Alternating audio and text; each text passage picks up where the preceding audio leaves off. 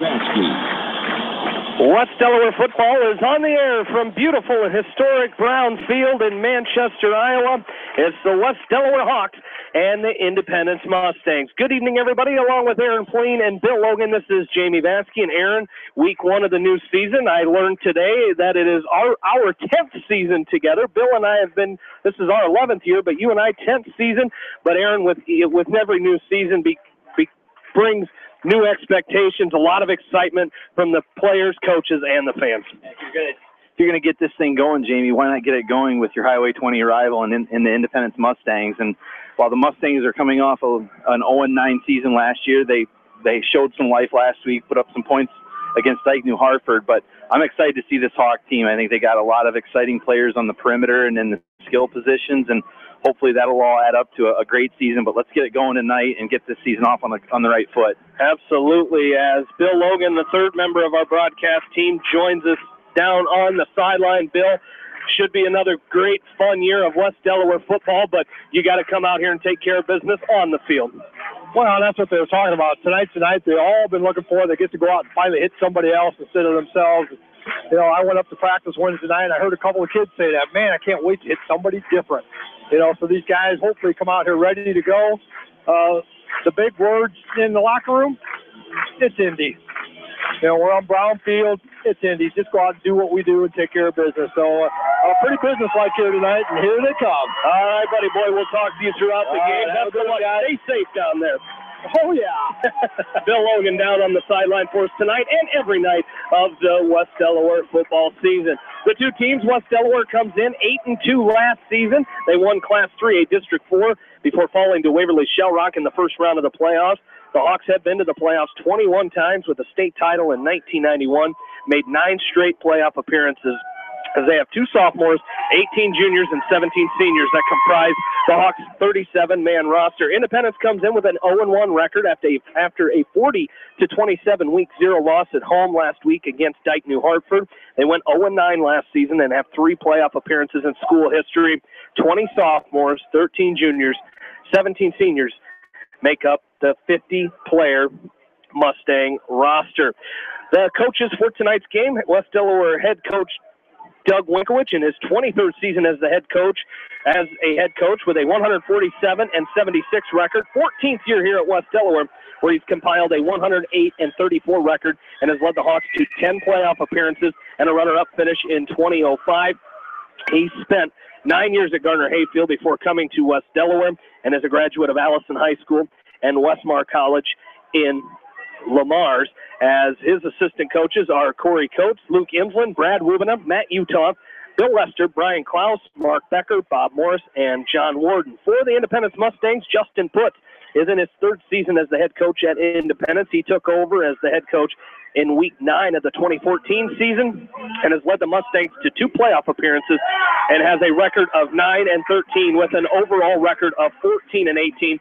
As he spent 1 season as the head coach at Louisa Muscatine and led the Falcons to the playoffs in 2013. Justin is a 2005 graduate of EDCO and played baseball at Wartburg College. His assistant coaches are Brian Lochran, Clint Hosperdarski, Matt Shannon, Isaac Ailes, Nick Perkins, and Gary Waters. Last meeting between these two teams was Week 1 last season, August 26, 2016. The Hawks won that game 48-0 in the shutout. This is the 104th meeting between the two programs, which dates back to 1899, and West Delaware leads the series 53-47-3, and they are 30-12-2 at home against Independence. Aaron, should be a great contest here tonight, and what a way to kick off this Week 1 of the 2017 season. Oh, absolutely, and it's like Bill said, these guys are ready to rock and roll. They're ready to hit somebody other than each other, and it should be fun. And like I said, no better way to start this than with your rival in Independence. And I think Coach Wink will have these guys ready to go, and it should be a fun night. Absolutely. Let's go through the starting offense for the Hawks as they will receive to open this game. On the line, Jamie, you'll hear some new faces. At left tackle, Reed Hogan. Left guard, Ben Ridenauer. Center is Isaiah Himes. Your right guard is Parker Ostrander. Right tackle is Adam Andrag. Your quarterback this year is Nick Casey. His backs, Jared Helly, and his receivers, Tyler Kelly, Mitch Mangold, Logan Wynn, Cabron Cook round out the 11-man starting offense for the West Delaware Hawks. As you mentioned, we mentioned the Hawks will receive the opening kickoff. Defensively for the Hawks when they come out, Jordan Brees, Hunter Zeeser, Isaiah Himes, and Derek Krogman will be up front. The three linebackers, Harrison Goebel, Ben Ridenauer, and Caleb Curley. Cornerbacks are Tyler Kelly and Mitchell Mangold. And your safeties are Logan Wynn and Drew Wubina. As should see Logan Wynn, perhaps. We'll see if he goes back as the return man here for the Hawks, as it'll be Gavin Soppy and Grant Morris, the two deep men for the Hawks. As kicking off for Independence will be Sean Gertzma. As we mentioned, Soppy, the junior, Morris, the senior, deep to receive for the Hawks. Gertzma's kick is away. It's high. It'll be Morris who's going to take it from his own 11-yard line. Grant comes up 25. He's going to be tripped up at about the 29-yard line. As coming up, that is Jordan Brees. Yep. It's Jordan Brees. It is Jordan Brees, 34. Excuse me, I thought that was a 24. That was Jordan Brees. As, that was Jordan Brees on the return. As coming up and making the stop for the Mustangs was Cole Davis. As the Hawks will come set. Of course, as we mentioned, Nick Casey, the starting quarterback for the Hawks. Behind him in that pistol formation is Jared Helly, and they give to Helly first play, right side. He's going to be tripped up. Nice tackle there as Helly picks up a couple there before he is brought down by Joe Kaiser. After a gain of 2 yards, it'll be 2nd down and 8. Just underway here, Hawks and Mustangs, week number 1. Independence playing last week. They're 0-1, the Hawks' first game of this new season. 3 receivers to the right for Nick Casey. Single back in the pistol is Helly. They're going to throw the bubble screen to Mitchell Mangold. He's got it at the 35, and he's going to be brought down about the 37, 38-yard line. Still pushing forward for yards was Mitchell Mangold. As coming up and making the stop for the Mustangs was Tom Reif. And they're going to be about 2 yards short. It'll be 3rd down and 2 here for the Hawks. 11:05 left to go first quarter. First drive of the game, still scoreless here between the Hawks and the Mustangs. 3 receivers to the left this time for West Delaware. Casey in the pistol formation. Behind him still is Helly. As Casey hands off to Helly right up the middle. He's going to push forward. He's got enough for the first down. As coming up and making the stop that time for Independence was Hunter Crawford. And it is going to be a first down for the Hawks. And you'd like to hope, Jamie, the Hawks can have some success on the ground. Last week against this Mustang defense, Dyke New Hartford rushed for 274 yards and averaged 7 yards a carry. So hopefully the Hawks can get that ground game going and put up some yards on the ground. 1st and 10 for the Hawks. They have it at their own 41-yard line. Casey looks to pass. He's got Mitchell Mangold at the 45. That's where he's going to be brought down. As coming up and making the stop was Tristan Cordes. But it's going to be about a 5-yard gain, 4-yard gain for Mitchell Mangold. And it's going to be 2nd down. They'll give it 4, 2nd and 6 at the 45-yard line. That's the one thing the Hawks in this first drive, they've gotten decent yardage, 4 or 5 yards on first down. That's going to be key tonight for the Hawk offense. Casey comes set. Pistol formation. He gives to Helly. Helly sidesteps, but he can't get away from the defenders as swarming him for the Mustangs. And coming up with the tackle was Joe Kaiser back at the line of scrimmage, so no gain for the Hawks there. It'll be 3rd down and 6 now for West Delaware, as it'll be 9:40 left to go in this first quarter. Still no score. Trips receivers to the right, one here on the near side for the Hawks. Casey looks to pass and out route and overthrew the intended receiver as he was looking for Tyler Kelly on this near sideline, as the Hawks going from right to left in their home black uniforms with the gray numbers with the orange trim on those numbers, gray trousers and black socks, and of course the gray helmets with the black WD logo on it. Independence and their away white uniforms with the gray numbers and gray pants and maroon helmets, as the Hawks will punt away here. It's 4th and 6.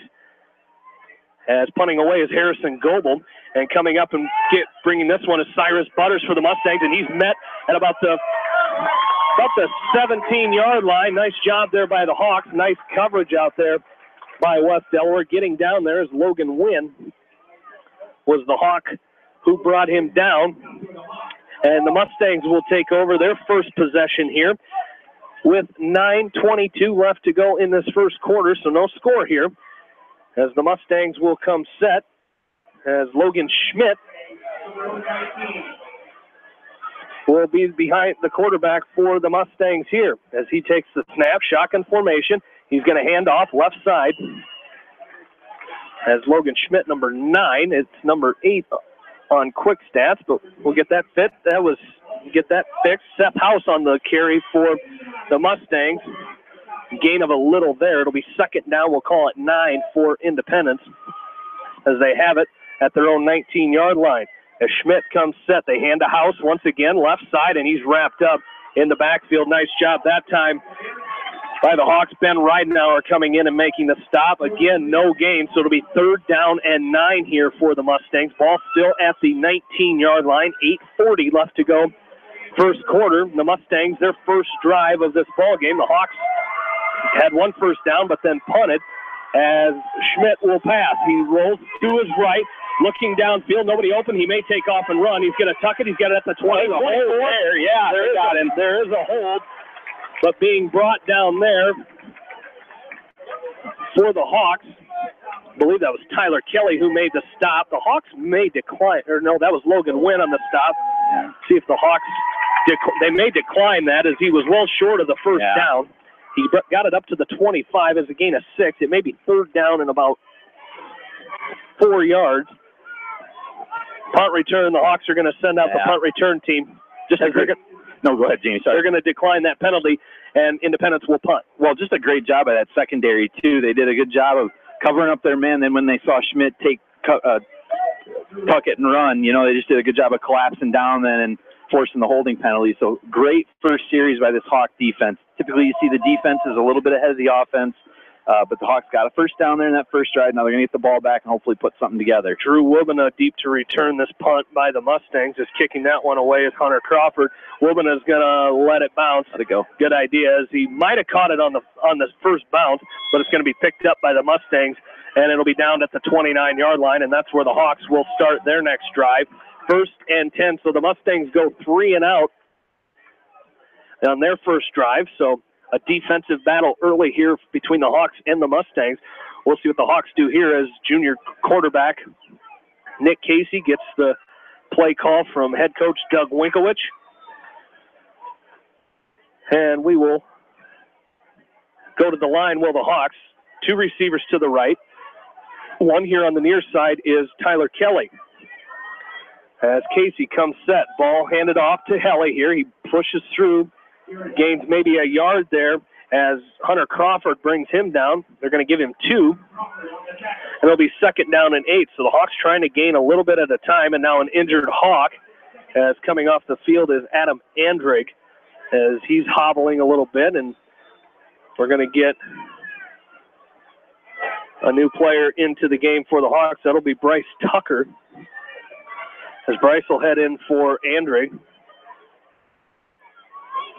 as he's going to head to the training staff, as it's second down and 8, 7:39 left to go first quarter, no score between the Hawks and Mustangs. They fake the handoff to Helly, across the middle. They've got Tyler Kelly at the 40, 45. He's going to be brought down at the 48-yard line, and that's good for a West Delaware first down. Coming up and making the stop for the Mustangs was Derek Weber, but not before the Hawks' second first down of the game. And a nice job there by Casey. Had he thrown it when he wanted, or when he initially wanted to, he would have been throwing it into traffic, but he was patient. He waited for Kelly to get open, hit Kelly right in the numbers with it, and Tyler did a nice job picking up the extra 5 to 10 yards. So great job there by Nick Casey of being patient. Casey comes set, pistol formation to give us to Helly up the middle. He crosses midfield down to the 46-yard line before he's brought down out there by Joe Kaiser. And it's going to be a gain of 6 yards there for Jared Helly. And it'll be second down and 4 for the Hawks. 6:55 left to go in this first quarter. Still no score. As the Hawks look to the sideline, get the call from Coach Wink. 3 receivers to the right. That's Wynn, Cook, and Mangold. One here on the near side is Kelly. Pistol formation. Casey comes set. Second down and 4. He fakes a handoff to Helly. He's looking down the field. He's looking for Logan Wynn, and he's got it at the 30-yard line. Nice catch. He's going to be run out of bounds over there by Seth House. But a great pitch and catch there from Nick Casey to Logan Wynn. And Casey didn't throw it to the receiver, Jamie. He threw it to a spot, and Logan ran under it. Beautifully thrown right at the 30-yard, about the 30-yard marker. He just threw the ball there and knew Logan was going to be there. Logan ran under it like a center fielder and caught it and hauled it in for a nice first down there, and the Hawks are in business here inside the 30. And down at the 29-yard line, 1st and 10, the Hawks will pass again, looking for Kelly near sideline 20, down to the 15, and he's going to be run out of bounds at about the 10-yard line as Derek Weber brings him down, but not before. Another West Delaware first down. The Hawks are driving here down right at the 10-yard line, so it'll be 1st and goal for the Hawks. With 6:24 left to go in this first quarter.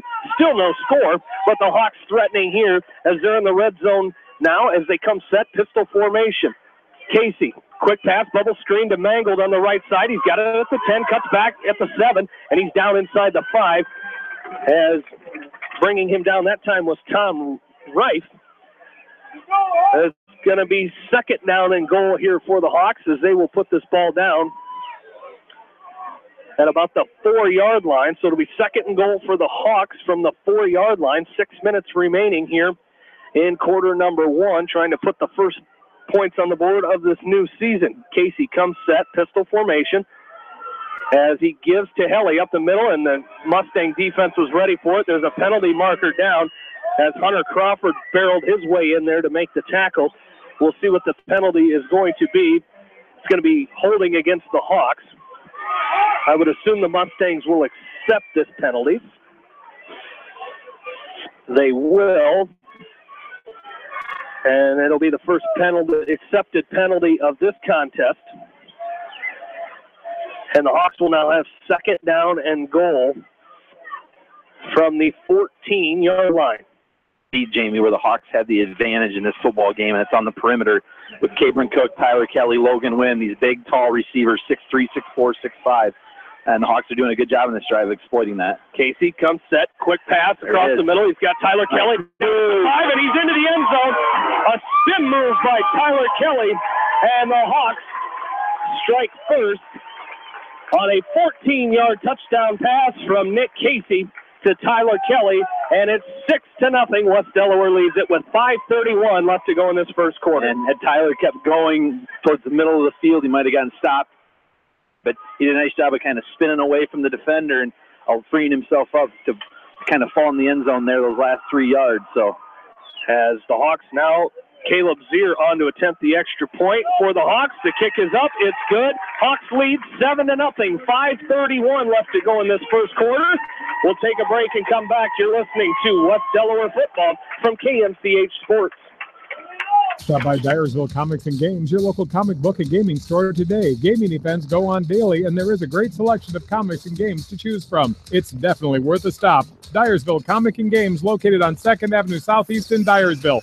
Best of luck to all area athletes and coaches on a successful season. Hi, this is Chris Henry, Service Manager of Brown Sales and Leasing in Elkader. Our goal is to make your car buying experience the best possible, and our factory-certified technicians are dedicated to you and your vehicles. Stop in and see us at Brown Sales and Leasing in Elkader, or visit us online at fullerbrowns.com. Your hometown dealer, wherever your hometown may be. Best of luck to all area athletes and coaches.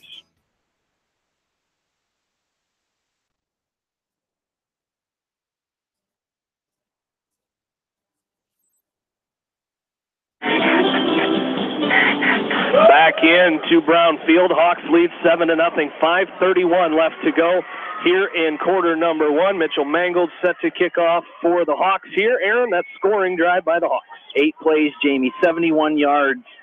Took 2 minutes and 38 seconds off the clock. Nick Casey to Tyler Kelly for the 14-yard touchdown pass.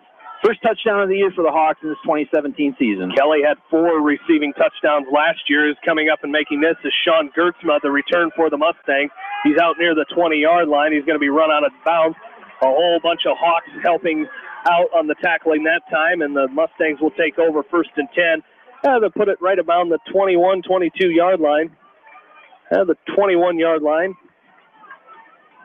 I think, unless it's his right foot. Might be the 22-yard line. His foot's in the way. I noticed that you were waiting for him to move it there. Move his foot. Is it the 22? 22. Thank you, Bill. As the Mustangs will fake the handoff, this is going to be Schmidt is going to keep it himself and being brought down out there by the Hawks as Harrison Goebel helps wrap him up. Goebel, along with Matt Wickman, bring him down out there as it'll be 2nd down and 6 here for the Mustangs after a gain of 4. Quick pass to the left this time. It's going to be caught out there as Logan Schmidt completes that pass to Kenyon Hush, and it'll be 3rd down and 1, just short of the 1st down marker are the Mustangs. We'll see what they do here. They have 2 receivers to the right, 1 split out to the left, shotgun formation. In the backfield next to Schmidt is Seth House, as Schmidt is going to keep it himself. He's going to pick up enough for the 1st down. Harrison Goebel wraps him up and brings him down at the 37-yard line, and it'll be good for an Independence 1st down, their first of the ball game. And Schmidt last week, Jamie, had a really nice game, 209 yards, throwing the ball, another 175 on the ground on 26 carries. So nice debut for Logan Schmidt.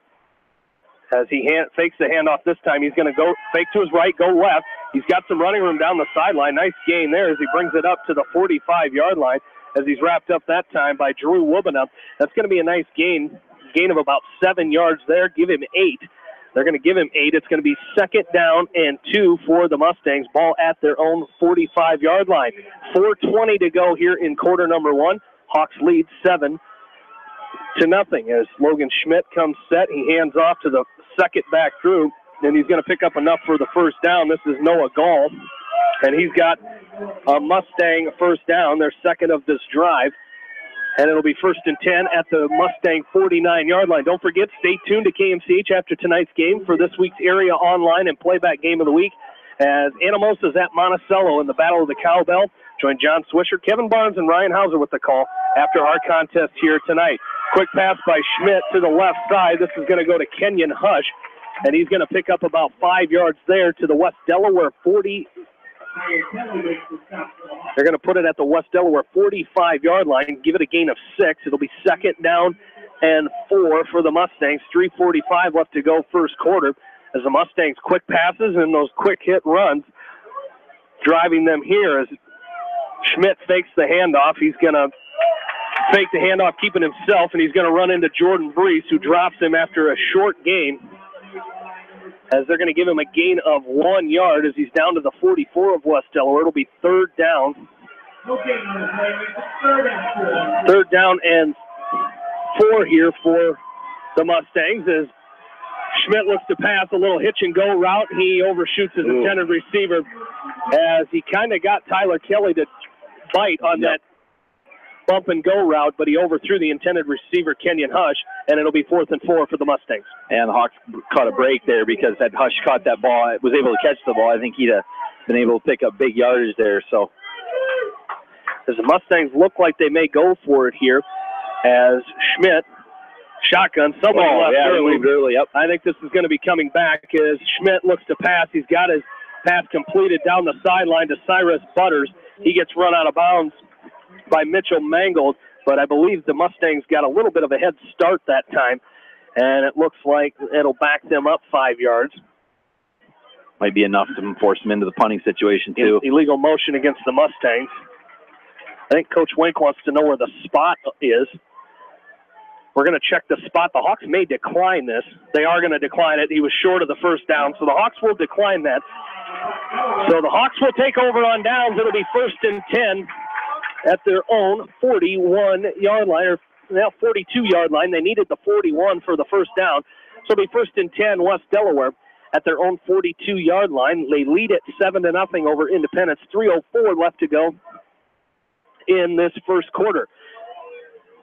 It's a good defensive stop there, Jamie, because the Mustangs looked like they were starting to get a little momentum there on the ground, and then a couple nice passes by Logan Schmidt, but the Hawks did a nice job of standing firm and forcing the turnover on down. So get that offense back, and hopefully they can keep moving the ball especially on that perimeter. The Hawks have done a nice job with their veteran receivers. So the Hawks come set, 3 receivers to the right. They send a man in motion. That's Mangold. He takes the handoff, trying to get to the outside.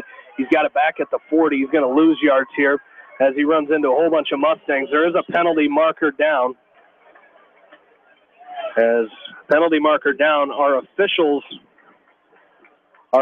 for tonight's game, our referee is Brad Bucci from Robbins, Todd Ambrosi from Hiawatha, Brian Bucci from Solon, Bill Keel of Hiawatha, and Mike Bonwell from Cedar Rapids. It's an illegal block in the back against the Hawks, their second offensive penalty of this contest, and that'll back them up to the 33-yard line, and they will have it first and long here. Yeah. First and 20. About first and 20 here for the Hawks. 2:50 left to go in this first quarter as Nick Casey comes set. 2 receivers to the left, 2 to the right. Pistol formation this time for the Hawks as Casey comes set. Hands off to Helly up the middle, and he's met at the line by 2 Mustangs, Crawford and Rife, combined on the stop that time. The Hawks, looks like they lose a little bit, but it'll be second down and 20. As no gain on that play, got back to the line of scrimmage. So it'll be second down and 20 here for the Hawks. 2 receivers split out each way. As Casey comes set, pistol formation. He fakes the handoff, looks to throw. He's going to throw across the middle. He's got Mangold at the 49, 50, crosses midfield. He's still on his feet. Down to the West Delaware 43-yard line, and that's good for a Hawk first down. Nice catch across the middle by Mitchell Mangold. And again, Casey throwing it to a spot, and Mangold was right there. We know that you and I were kind of hand signaling how far the defender for Independence, number 22, Derek Weber, is playing off Mangold. He's playing off at least 14, 15 yards, and so that's an easy pitch and catch for Casey to Mangold. As the Hawks come set, first and 10, ball at the Independence 43. They're going to pass again. Kelly looks to throw. There is a penalty marker down on the field. He throws across the middle. It's going to be caught by Cameron Cook. What a catch at the Independence 26-yard line. But again, there's penalty markers now holding against the Hawks. And we'll see what he's got. It looks like there's 2 different penalties on. This one came first. It'll be holding against the Hawks and also illegal shift against the Hawks. So they will accept the holding penalty, I believe. But a nice catch there by Cameron Cook. Went up over everybody, came down with it, but all for none, as that'll be the Hawks' 3rd penalty, all on the offense here in the early going here. So see if they can get things figured out penalty-wise. There's 1:50 left to go in this first quarter. Again, the Hawks leading 7-0.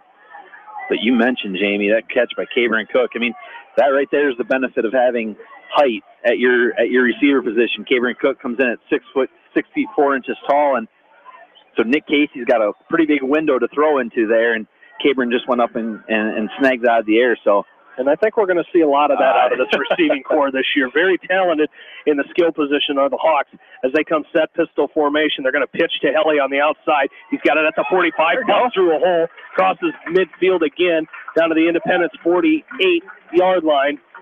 They're still short of the first down. It was first and 20. It'll be second down in about 14, 15 yards here for the Hawks. Second and 15. Ball at the Mustang 48-yard line. Clock is ticking. 1:10 left to go first quarter. And the Hawks, this has been a long drive. They got this ball at 3:04. 2 minutes. It seems like a lot longer with the penalties, but Casey looks to pass. On second down, he's going to throw down the field. He's got a man out there, overshoots him as he was looking down that far sideline at about the 25-yard line. Overshoots Mitchell Mangold, the intended receiver. And it'll be 3rd and 15 here coming up for the Hawks. Well, one thing we've come to find out watching Hawk football games, Jamie, you and I, 2-minute drives for the Hawks are the equivalent of about an 8-minute drive for most people. The Hawks are quick, efficient. They score quickly. So this is anything over a minute and a half or 2 minutes for this Hawk offense seems like an eternity. 3rd and 15 for the Hawks. Casey looks to pass. Quick pass to the right side. That's Cameron Cook. He makes a move at the 38-yard line, but he's going to be brought down out there as coming up with the stop is Kenyon Hush. Excuse me, that was Zach Schneider, number 6, not number 8. So it'll be 4th down and 5 here for the Hawks. And I would assume they would go for it here. 31 seconds left to go here in this first quarter. 3 receivers to the right, 1 to the left. Helly, the back in the backfield. And they get them. Somebody jumped. I thought he came across, but he did not. Crawford did a great job. And the Hawks will take a timeout with 19 seconds left to go here in this first quarter. We will take one with them and be right back. You're listening to West Delaware Football from KMCH Sports. Wapsie Valley Creamery in Independence is a family-owned business dedicated to serving family-owned dairy farms in Northeast Iowa, Northwest Illinois, and Southwest Wisconsin since 1906. Wapsie Valley Creamery Incorporated in Independence, partners in excellence. At Three Rivers, our customers come first. Your business is very important to us. Our goal is to provide you with the best products and service that you have come to expect from Three Rivers. Visit our website at threeriversfs.com or the location nearest you. Three Rivers, your partner in growth solutions.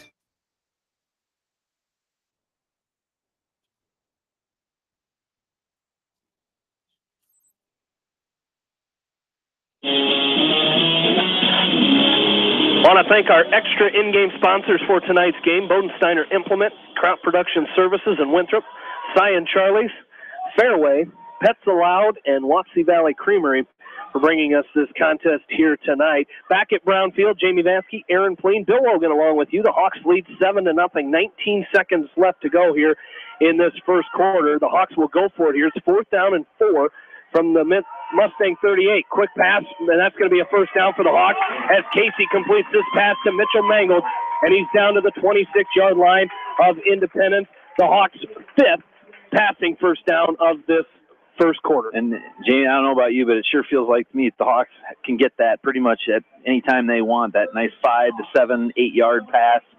And so it's just Hawks have it this year. This big receivers are able to get open and make big plays. Misdirection there is some confusion as Casey turned and Jared Helly was not where he was supposed to be, and some miscommunication, and now Jordan Brees will come in at running back. Has no gain on that play. Got back to the line of scrimmage. It'll be 2nd down and 10 when we come back, but that is the end of quarter number 1. Hawks lead 7-0. We're back after this from KMCH Sports. Citizen State Bank, your locally owned, community-minded, and customer-oriented bank, is here to serve you. Choose one of their 7 convenient locations in Winthrop, Monticello, Manchester, Ryan, Strawberry Point, Hopkinton, and Nubiana. Citizen State Bank, community banking with people you know, member FDIC. Pets Allowed in Independence, proud to support all area athletes, coaches, and fans. Pets Allowed has been your pet's lodging, grooming, and training specialist for over 16 years. Contact Pets Allowed at 319-334-7387, 319-334-PETS in Independence. This is Jamie Vaskey, the voice of the West Delaware Hawks, and I've had the chance to review the Good Neighbor Society's playbook, and I got to tell you, they are friends in your neighborhood, designing plays to get you home fast. If you need help getting back in the game, contact the Good Neighbor Society Rehab to Home team at 563-927-3907.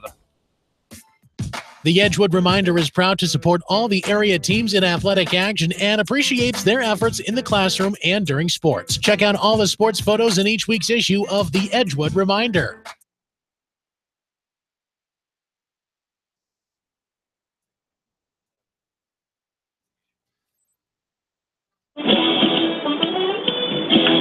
Back into Brownfield, Jamie Vaskey, Aaron Pleen, Bill Logan along with you. Hawks lead 7-0. We head to quarter number 2. It is 2nd down and 10 for the Hawks. They have it at the Mustang 27-yard line. As Jordan Brees into the backfield for the Hawks now. 3 receivers to the left, empty on the right side for the Hawks as they now go from left to right. Casey takes a handoff, hands it off to Jordan Brees up the middle. He's got some room down inside the 20. He's pushing forward down around the 16-yard line, and that's going to be good for a West Delaware first down. And shades of Coy Russell putting his head down and running it right up the middle by Jordan Brees that time. And it's a West Delaware first down, 1st and 10 Hawks at the Mustang 16-yard line. Well, you got a dose of Jared Helly in that first quarter, and now you get in the second quarter and you get 6 feet, 192-pound Jordan Brees coming at you. That's pretty tough there. Casey comes set, hands off to Brees once again, straight up the middle. He's down inside the 15 to about the 13-yard line.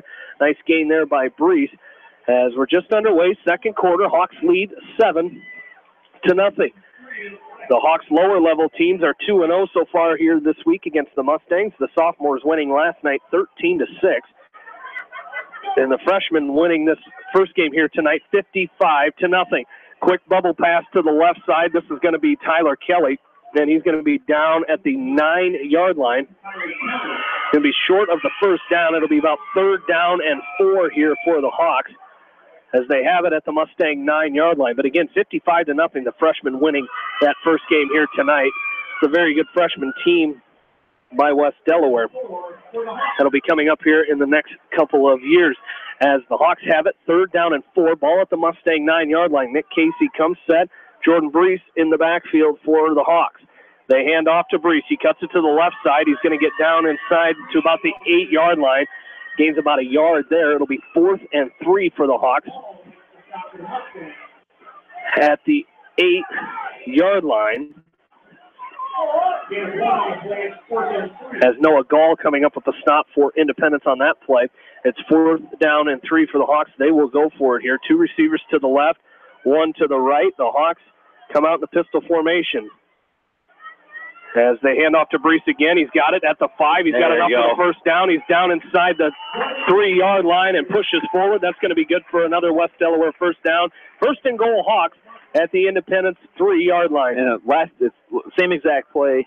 Last time he kind of looked like he planted and tried to cut it back to the left side. This time he just lowered his head, and he knew he had to get 3 yards and gain 4 or 5 there. So nice job by Jordan Brees of knowing where he needed to getting there and continuing the drive for the Hawks. See if the Hawks go right back to it. They fake it to Brees, and Casey keeps it himself. He reaches across, and he's in for the Hawk touchdown. Nick Casey from 3 yards out puts the second point score on the board for the Hawks. The quarterback rushes in from 3 yards out, and the Hawks go up 13-0 here with 9:55 left to go in this first half. Yeah, nice job there by that Hawk offense, converting on 4th downs, converting on 3rd downs, and doing it multiple ways through the air and on the ground. So good looking so far, in this first quarter and a couple minutes. This Hawk offense looks to pick up right where they left off last year. As the Hawks come on to attempt the extra point, Caleb Zier on. Mitchell mangled the hold. The kick is up, and it is good. Hawks lead 14-0 here with 9:55 left to go in this second quarter. We'll take a break and come back. You're listening to West Delaware football from KMCH Sports. Fairway and Independence applauds the Independence Mustangs teams, coaches, and fans and wishes them continued success. Fairway, treating customers like family. Always fresh, always affordable, always Fairway and Independence. TriVet Associates is a mixed animal veterinary clinic with offices in Farley, Dyersville, and Holy Cross. Our 8 doctors serve the Dubuque, Manchester, Guttenberg, and Cascade areas and provide veterinary services to both large and small animals. For more information, find us on Facebook or visit our website, trivetinc.com. High-Tech Communications is your local service provider for telephone systems, fire detection, audio, video, security and surveillance systems, wiring, and more. High-Tech has decades of experience in the industry. Contact High-Tech at 563-927-4936, online at hightechcommunications.us. High-Tech Communications, changing your world with technology.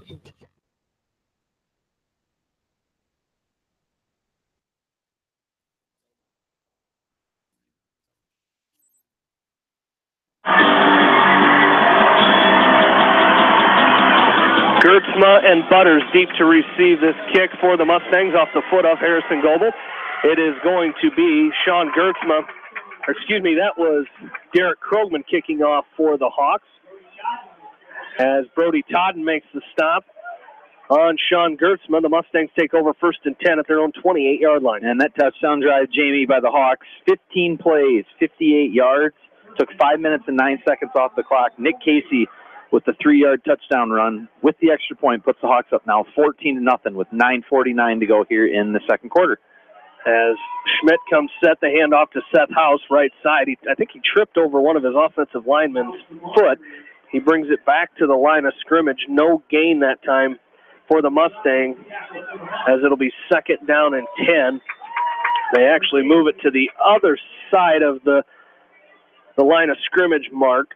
So it'll be 2nd down and 10 as Schmidt looks to pass, throws to his right, throws this ball up in the air. It's a jump ball, and it's going to be pass interference. Yep. It looked like Logan Wynn got a little push-off as that pass was intended that time. I believe that was Butters, the intended receiver. No, it was not Butters. It was Zach Schneider, as that'll be pass interference against West Delaware. Well, I'll tell you what, Jamie, Logan Schmidt got absolutely leveled as soon as he let go of that ball. I didn't see who it was that came on the far side, but they came around the corner and absolutely laid a great hit on Logan Schmidt right as he got rid of it. And so the Mustangs pick up the first down off that penalty, the pass interference penalty. They have it at their own 42-yard line as Schmidt comes set. Split backs beside him in the shotgun. He looks to pass again, throws right. He has Butters at the 48-yard line. He's wrapped up and brought down immediately by Logan Wynn. That's going to be a gain of about 5 yards that time on the completion from Logan Schmidt to Cyrus Butters. And it's going to be a gain of 7 as it's at the 49-yard line. Second down and 3 here for the Mustangs. 8:55 left to go in the second quarter. Hawks lead 14-0. They fake the handoff to House, and Schmidt is met at the line. Derek Krogman and Jordan Brees combine on that stop as the Mustangs will lose a couple yards there. It's going to be back to the 46-yard line, a loss of 3 that time. So it'll be third down and 6 here for the Mustangs as they have it at their own 46-yard line. Schmidt comes set. One back beside him in the backfield, shotgun formation. Quick pass to the left. He's hit as he throws. Logan Wynn picks this ball off. He's got it at the 45-40. Down the sideline. 20. He's got one man to beat. He cuts back at the 5 and into the end zone. Touchdown, West Delaware. There's a penalty marker down. It is after the interception. I believe it's a block in the back.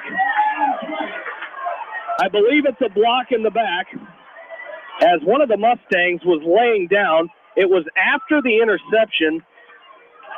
It was Tatum Friedoff got hit from behind, personal foul against the Hawks. It's going to be against the Hawk defense. I believe it was after the interception, so the Hawks should have the ball. Yep. Okay. That'll be a penalty against the Hawks, their 5th of this first half. But they will have the ball after the interception from Logan Wynn. Nice awareness that time by Logan Wynn. Jumping that pass and getting in front of it. And he knew to break off of his receiver. It's exactly right, Jamie. He knew to break off of his receiver because when that ball was coming, he read Logan Schmidt's eyes and just broke off his receiver, picked it off, and made a couple really nice moves down towards the goal line to get in. They might be saying that was... They are not giving the Hawks the interception. What? The offense looks...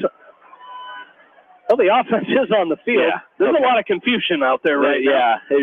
I'm going to say the Mustang...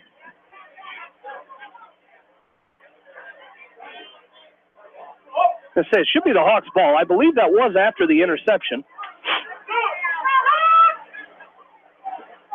So the Hawks will take the field on offense. 8:11 left to go in this first half. Hawks leading 14-0. They will get the ball at their own 43-yard line. Again, after the interception by Logan Wynn, the Hawks get the ball back after that interception. So nice job there by Logan Wynn. So the Hawks will come set on offense with just over 8 minutes left to play in this second quarter. Nick Casey comes set, 3 receivers to his right. They fake the handoff to Brees. They're going to go for the deep ball here, looking down the sideline, and it's going to be intended for Tyler Kelly. Tyler Kelly had to play a little defense there as that ball was almost headed right into the hands of Derek Weber, but Kelly kind of did a little face guarding there to knock that ball down, and it falls incomplete. It's second down and 10 for the Hawks. Ball at their own 43. And sometimes you got to convert yourself for a quick play there from receiver to defensive back, and Tyler did a nice job of that, but I like the play call. I think it's aggressive. It's, hey, we got the momentum now. We got the interception, trying to go for the big play, and unfortunately it just didn't work. The Hawks send Mangold in motion. They hand off to Brees up the middle. He fights forward up to the 44-yard line. He's going to be brought down there by Hunter Crawford, got around the legs of Jordan Brees. So it'll be 3rd down and 7. Now 3rd down and 8. 3rd and 8 here for the Hawks. Ball at the 44-yard line of West Delaware. As clock continuing to run here, 7:35 left to go in the second quarter. Hawks do lead this game 14-0. As Casey comes set, trips receivers to his left, one here on the near side. Brees in the backfield behind center. They throw across the middle. They got a man wide open. I believe that is, that is. Horse collar? There we go. Yes, it is. It's Tyler Kelly as Cyrus Butters grabbed along the back of Tyler Kelly to bring him down. So it'll be a 1st down for the Hawks.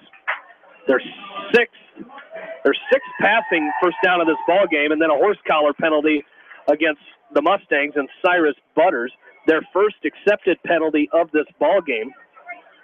And after the march off here, the Hawks will have it 1st and 10 at the Independence 21-yard line. So that's a big gain there for the Hawks on that completion from Nick Casey to Tyler Kelly.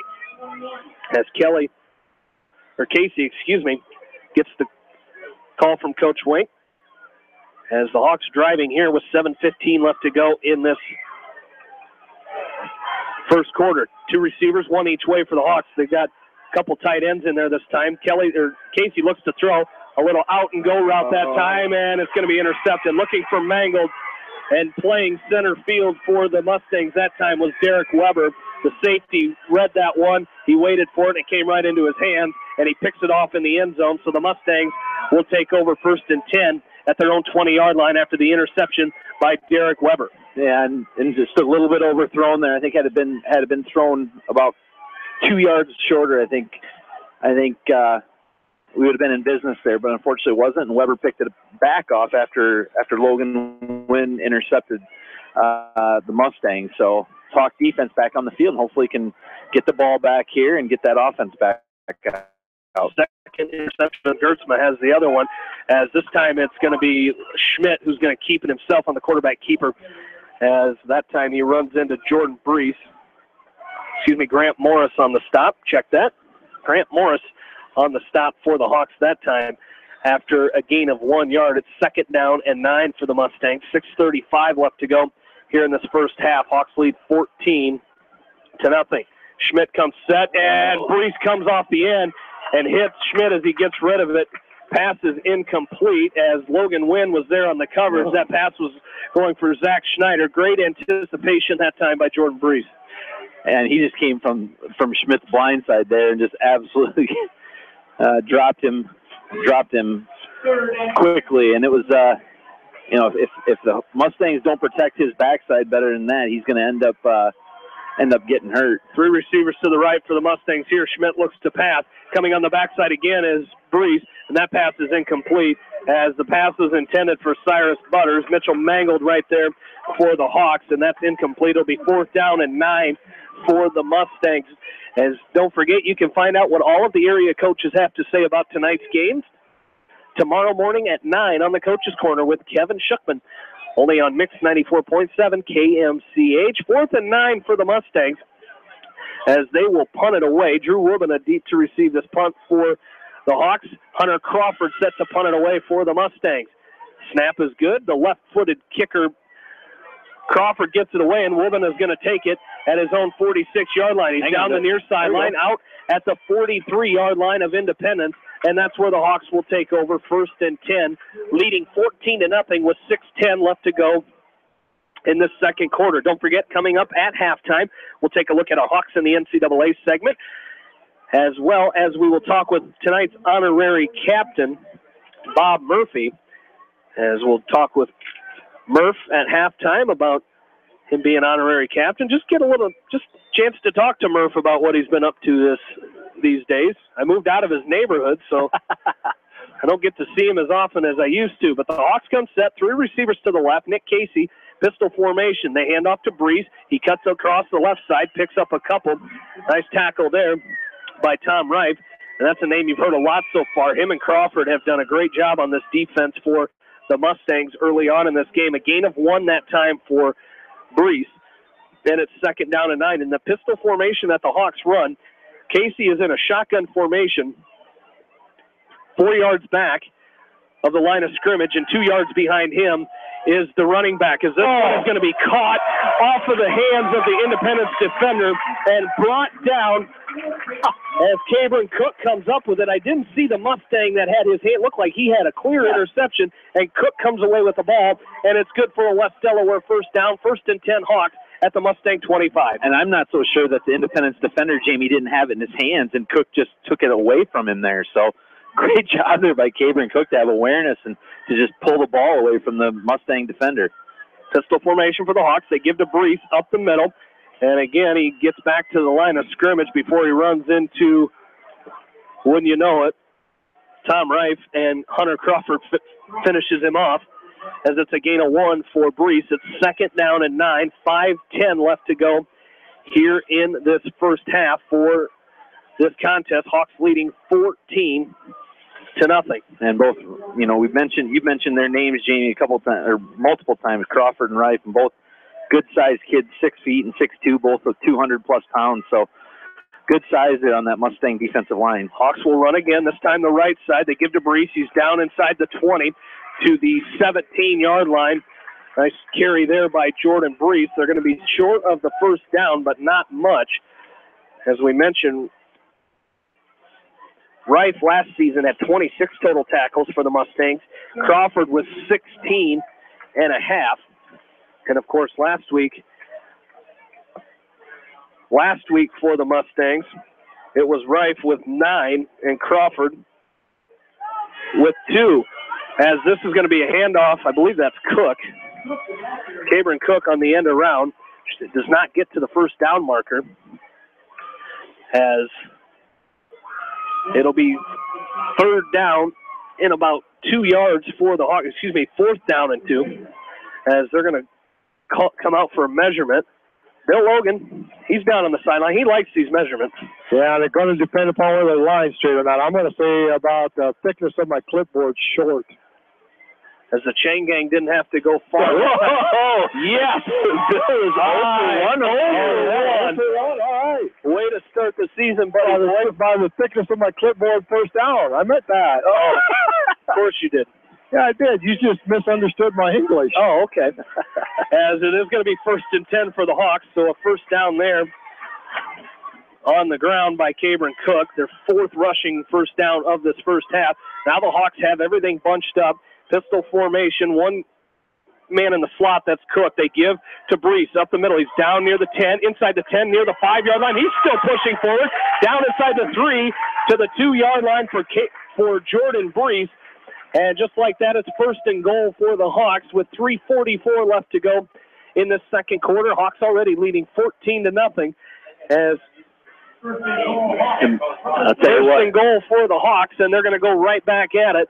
As Casey hands off to Brees again up the middle, and he is in for the touchdown. Jordan Brees from 2 yards out, and the Hawks take a 20-0 lead. I love the play call, Jamie. Jordan did a heck of a job on that drive, picking up chunks of yards and stuff, so way to reward him with the touchdown there. And that drive was all Jordan Brees there, picking it up on the ground. As Caleb Zier will come on to attempt the extra point out of the hold of Mitchell Mangle. As get the snap. Snap is good. The kick is up, and it is good as well. Hawks lead 21-0 here with 3:35 left to go in the second quarter.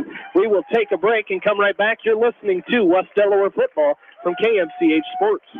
Are you looking for great food and a unique atmosphere? Then make Okoboji Grill your next lunch or dinner destination, or enjoy 2-for-1 happy hour every Monday through Thursday from 4 until 6 p.m. That's Okoboji Grill, 1749 Golf Course Boulevard in Independence. Okoboji Grill, where good friends meet. When selecting the right tire for your vehicle, you want choice. Bobin Tire and Automotive Service in Manchester gives you choice with the top tire brands available today. For the tire choice you want and the service your vehicle needs, see Bobin Tire and Automotive in Manchester. Open Saturdays for your convenience. Whether it's an orthopedic, sports, or occupational injury you are suffering from, Regional Medical Center Therapy Services has you covered. With a customized treatment program, Regional Medical Center Therapy Services can get you back on track in the active game of life. Regional Medical Center, excellence in healthcare, close to home.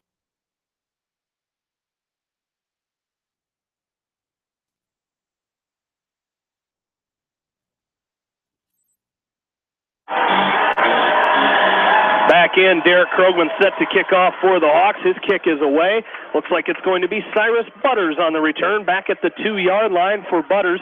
He cuts to his left. He's trying to get to the outside. Great pursuit by the Hawks. He gets pushed out of bounds as coming up and making the stop, running him out of bounds that time was Gavin Soppy. As Gavin Soppy runs him out of bounds that time. Hawks lead 21-0. And Jamie, that touchdown drive by the Hawks, 7 plays, 43 yards, took 2 minutes and 35 seconds off the clock. Jordan Brees with the 2-yard touchdown run puts the Hawks up with the extra point now, 21-0. Hawks lead with 3:27 to go here in the second quarter. Mustangs come set, as you mentioned, 3:27 left to go. Logan Schmidt looks to pass. He's going to throw deep down the field. He's looking for the receiver. Almost intercepted, but knocked down by Tyler Kelly. The intended receiver was Kenyon Hush, as Tyler Kelly turned around at the last second just in time to get a hand up and knock that ball down. It falls incomplete. It's 2nd down and 10 for the Mustangs. Ball at their own 22-yard line as the Mustangs trail 21-0. Schmidt comes set. 2nd and 10. He looks to pass again. Left, right side this time. He's got Butters on the little wide receiver screen. He avoids a couple Hawk tacklers and brings it out to the 30-yard line. There'll be a gain of about 8 yards that time for Butters, and it'll be 3rd down and 2 for the Mustangs. You know, if you're this Hawk offense, you got to kind of be looking. It's 3rd and 2 here, and this defense has played really, really well in this first half. You got to be ready to go to hopefully you can get the ball back and get another drive going here and put some more points on the board. 2:45 left to go here in the second quarter. As Schmidt comes set, they send Butters in motion right to left. Schmidt keeps it himself up the middle. He's got the first down. He's going to bring it out to the 37-yard line. That's going to be good for a Mustang first down. First down for Independence, their 3rd rushing first down of this first half. And it'll be 1st and 10 for Independence at the Hawks, or their own 36. Grant Morris comes up with the stop for the Hawks that time. And there's 2.5 minutes left to go in this first half. Schmidt comes set. Next to him is Seth House. Quick pass is going to pass and jumping up and then bringing him down. That time was Derek Krogman. He jumped up in the air, leaped in the air to deflect the pass.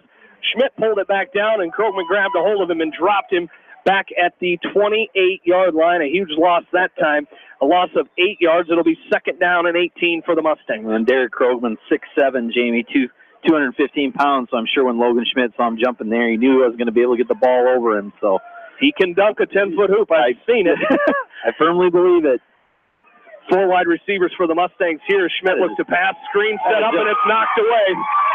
As Harrison Goebel thought it was a live ball, he picks it up and scampers into the end zone, but it is deflected. The wide receiver screen, as House came out of the backfield, was awaiting that, but the pressure was too much for Schmidt to get it over the Hawk defense, and it'll be 3rd down and 18 for the Mustangs. 1:45 left to go here in this second quarter.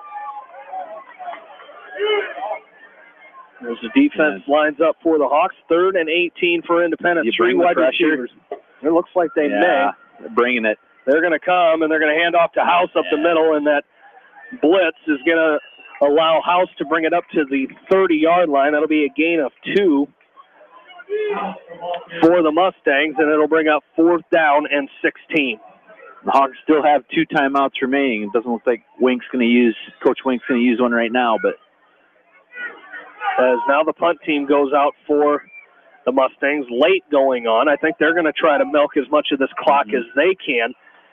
As 14 seconds on the play clock, the Mustangs got to try to get this one punted away. Drew Wibena will be deep to receive for the Hawks. I believe Hunter Crawford. Mustangs they're going to probably call their first time out. They will, with exactly 1 minute left to go here in this second quarter. So the Mustangs take a timeout. We'll take one with them. We're back after this from KMCH Sports. Why make 10 calls when you can make one call to Mormon Insurance, a member of People's Insurance in Manchester, and get the best quote from 10 different companies on your auto, home, and farm insurance? You can depend on Mormon Insurance for fast, friendly service and quality coverage. Call Kathy or Rachel today at 927-2263. Mormon Insurance, a member of People's Insurance in Manchester. At Telke Motors, we believe in a gentler, simpler way of doing business. Check out our large selection of new and pre-owned vehicles, as well as the great incentives at TelkeMotors.com. If you're looking for a new, pre-owned vehicle or service on your current vehicle, come to Telke Motors, Chrysler, Jeep, Dodge, and Ram on 9th Street in Dyersville. Crop Production Services in Winthrop wish all area athletes and coaches the best for a successful football season. Call Crop Production Services in Winthrop for your chemicals, seed, fertilizer, agronomy, soil sampling, and custom application. CPS in Winthrop, helping farmers feed you.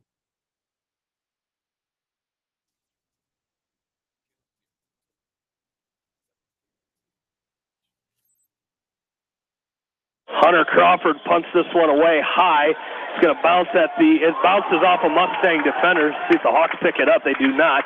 And it's going to be down by the Mustangs at their own 44-yard line. So that's where the Hawks will take it, 1st and 10 at the Independence 44-yard line. 52 seconds remaining here in this first half. Again, coming up at halftime, we'll have former West Delaware Athletic Director and tonight's honorary captain, Bob Murphy, on with us at halftime. Be nice to catch up and talk to Murph. As there's 52 seconds left to go here in this first half, 44-yard line is where the Hawks will start this drive as Nick Casey heads back onto the field to direct this drive. Hawks lead 21-0. See if they can put any more on the board here before we head to halftime. I know Coach Wink would love nothing more than to add another touchdown to end this first half. As the Hawks are going to come set, 3 receivers to the right.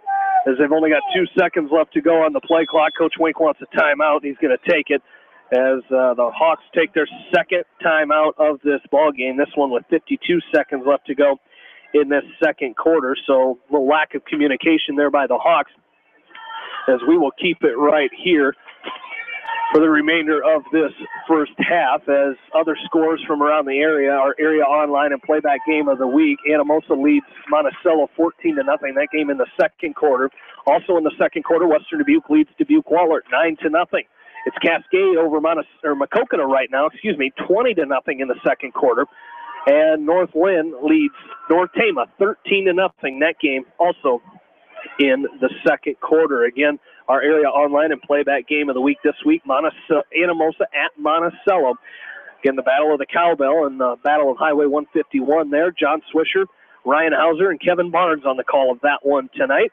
You can hear that game right now on KMCH.com, or stay tuned after our contest here tonight and hear that game in its entirety. The Hawks now come back on the field, 1st and 10 at the Mustang 44-yard line. Nick Casey lines up, pistol formation. He's going to throw.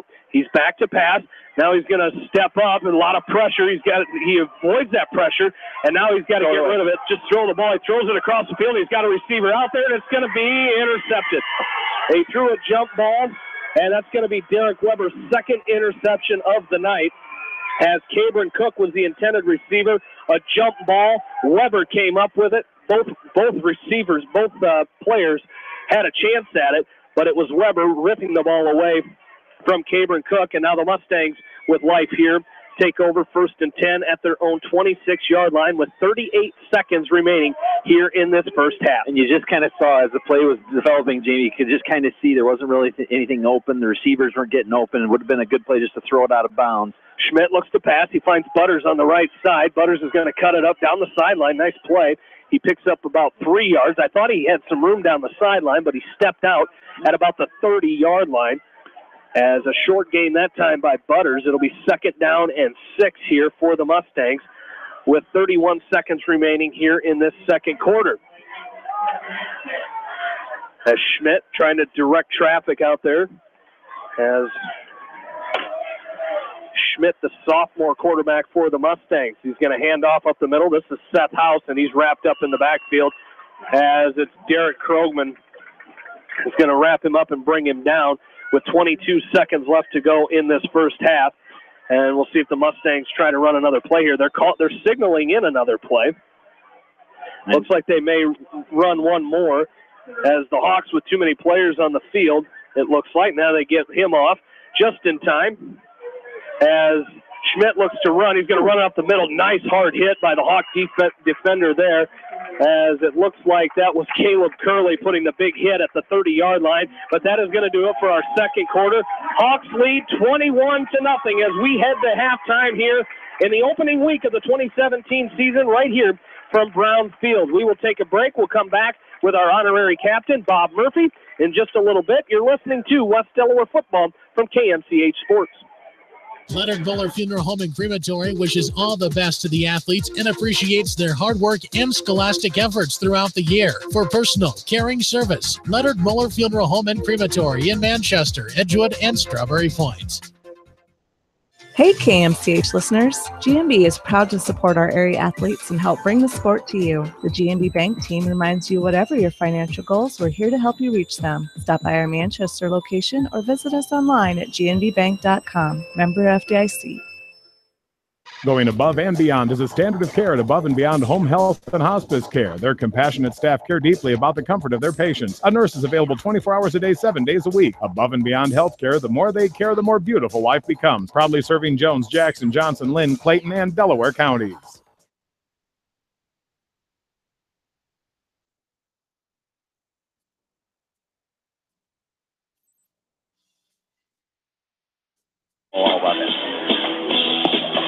And back into Brown Field, halftime. Hawks lead 21-0. And joining us now is West Delaware freshman head coach Bob Morris. And coach, always good to get out on that first night, especially you've got the freshmen coming in. You know, they're tired of hitting each other just like the varsity is, but good to get out here and play against somebody else, and it worked in your favor tonight. A 55-0 win here. Continuous clock in the second half. Just a great effort by your kids here in week one. Well, thanks, Jamie. We were very excited to take the field and, like you said, hit somebody else. I thought Independence played real hard. They were undermanned. It allowed us to get a lot of guys out there. And one thing the kids did for us, and they just played hard every play. Didn't matter what was going out there on the field or the score. Whoever I put out there, they gave me their best effort, and that usually equals victory or darn close to it. So very, very proud of the kids' effort. A lot of kids got in that worked real hard during the week and all summer, of course.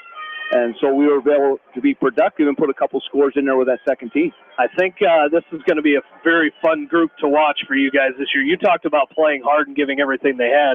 There was some hard hitting for a freshman game tonight. And you've got a lot of those kids on your team, some of those hard-nosed kids that play with that kind of that reckless abandon. You got to bring them back down a little bit and calm them down. But a lot of really good athletes on that team and a lot of really good just kids who have great awareness on the football field. Boy, that's exactly right. They're out for a lot of sports, and Coach Warden constantly preaches to them to, be nice kids, go to school, be family guys, but when you're on that football field, bring bad intentions. And they certainly play hard and real aggressive, and that's what we'll continue to teach throughout the year. We have 24 kids, and so we're too deep at every position, and we got a lot of guys around there that know 3 or 4 positions. Did a nice job for us. Absolutely. Well, that first week of the season, you don't know how the kids are going to act. Unfortunately, you did have one injury. Still don't know how bad it is, but Kieran Monahan with that injury in that first half or that first quarter, it looked like he planted his foot and didn't go the right way, but hopefully you hear some hopefully promising news on that, but unfortunate here in week one. Well, we were so blessed to have the trainers here with Josiah and the guys that just come out there and Jason and do a great job with our kids. So they were right there and got him taken care of, and I think they're still looking at him tonight. And we'll get some news on that. We'll give some other kids an opportunity to play, and hopefully he'll get back and join his group here real soon. Absolutely. Well, next week you guys make the trip with the varsity down to Mount Vernon. Again, just the second year that you guys have played them since I think back in 2003 or 2 or somewhere 2003 and 4. So you know a little bit about the Mustangs from last year, but anytime you play against Mount Vernon, especially a team out of the WAMAC, you're going to have a tough contest. They're going to be real competitive, and all I remember about last year is they like to throw the football, and it didn't matter what level. So we'll prepare for that.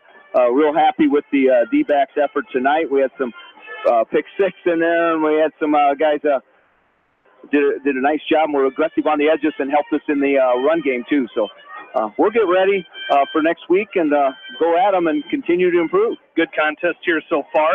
We were talking in one of the breaks for the varsity, just a really workmanlike atmosphere. Not the big plays that we've seen in the past. Varsity doing a real good job of just doing the basics right now.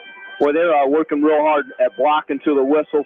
I've got a lot of good skilled guys, and so if they continue to block for them, and we'll spring them and get them headed to the end zone, that's always the plan. All right, Coach, thanks for joining us, and best of luck next week, and congrats on the win tonight. All right, thanks, Jamie. West Delaware freshman head coach Bob Morris here as his team victorious tonight, 55-0.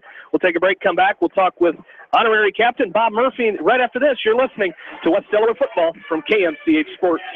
At Dupaco Community Credit Union, we know debt happens. A debt checkup from Dupaco ensures it's not costing you more than it should. With historic low interest rates, now is the time to bring your loans to Dupaco. Contact us at 563-927-6187 or visit dupaco.com. The Manchester Press is your community newspaper. Check out the sports section for game stats and photos of area players and game highlights. The Manchester Press, serving the area for over 130 years. Cy and Charlie's in Independence sell the full line of top-quality Whirlpool appliances, including Maytag and KitchenAid at competitive prices. Cy and Charlie's offers professional delivery, installation, and factory-trained service. Best of luck to the Independence Mustangs from Cy and Charlie's, your Whirlpool, Maytag, and KitchenAid headquarters in Independence.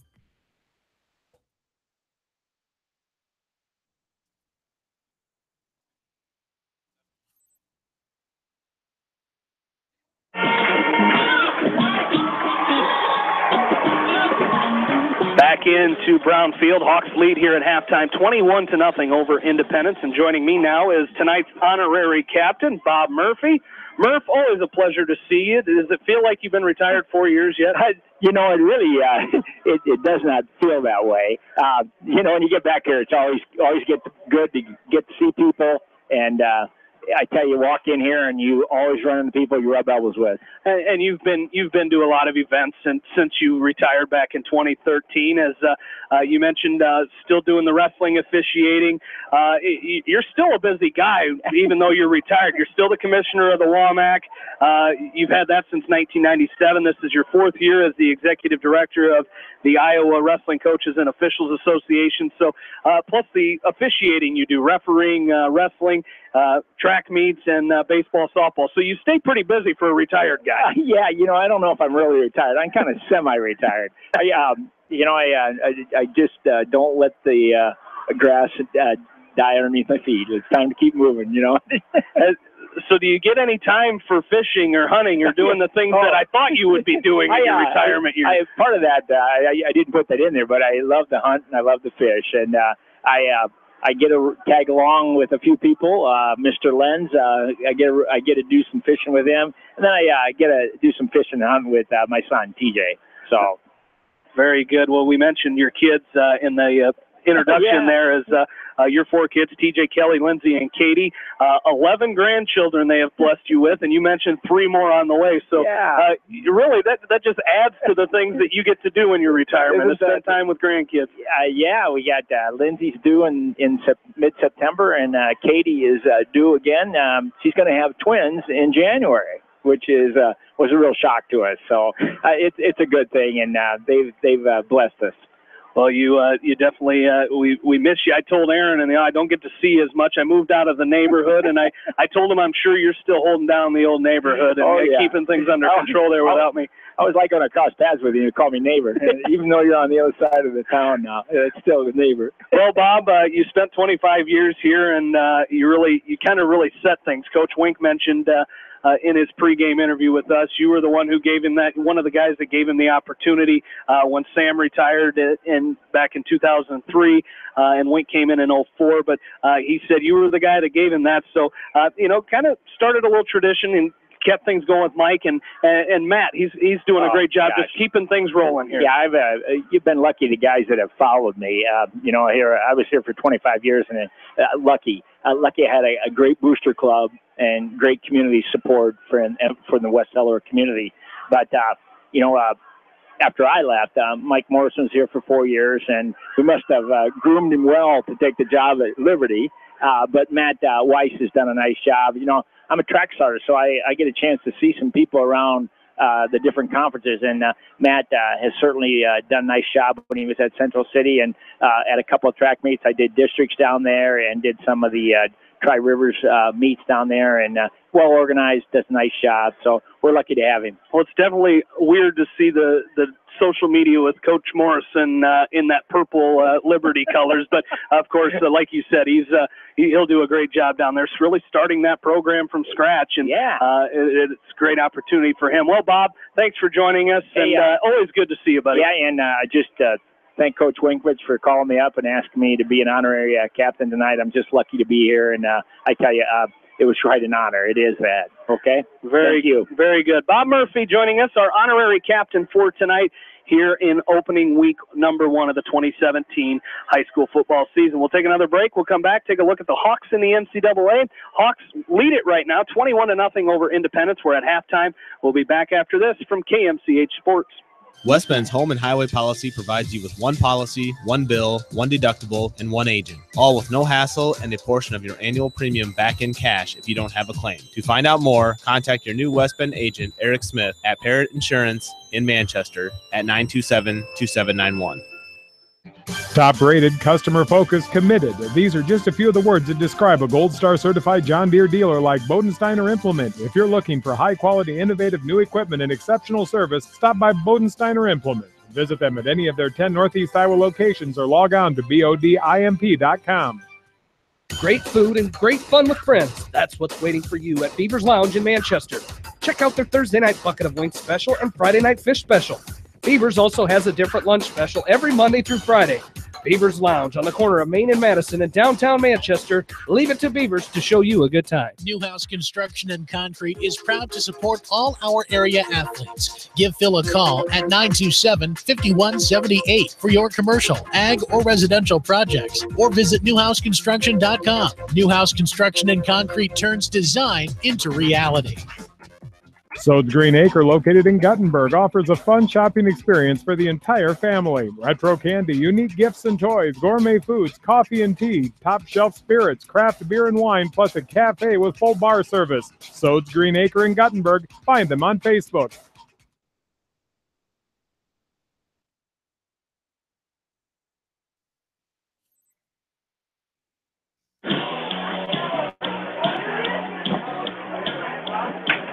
Back into Brownfield, Hawks lead 21-0 here at halftime as we take a look at the Hawks in the NCAA segment here, as we'll take a look at all of our in-state schools as well, as most of the schools getting underway next week, as most of the college football season starting next Saturday, including the University of Iowa Hawkeyes. We'll, of course, make our predictions for that. Who won that last year? Did Bill win that thing?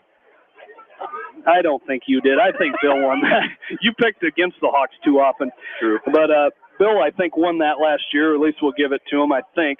We'll figure that out here. I think I got that paper somewhere. But Hawks will open up next Saturday at home against Wyoming, an 11 a.m. kickoff on the Big Ten Network. The Iowa State Cyclones have a former Hawk on their roster and 2017 graduate John Nagel, as the Cyclones will start next week against the UNI Panthers. That'll be at Jack Trice Stadium in Ames, a 7 o'clock kickoff on Cyclones.tv. So keep an eye on John Nagel, see if we get some playing time out of him. And they are playing the UNI Panthers, and a big year coming up for 2013 West Delaware grad Adam Reth, coming back after having to sit out a season, as Reth looking for big things in 2017, as him and he's a senior at UNI. They will travel to Ames to take on the Iowa State Cyclones. 2015 graduate Brent Lammers is a junior at Upper Iowa, as they will start next Thursday, as they will play at 4 o'clock in the afternoon, as they will take on Minnesota Crookston at Crookston, Minnesota.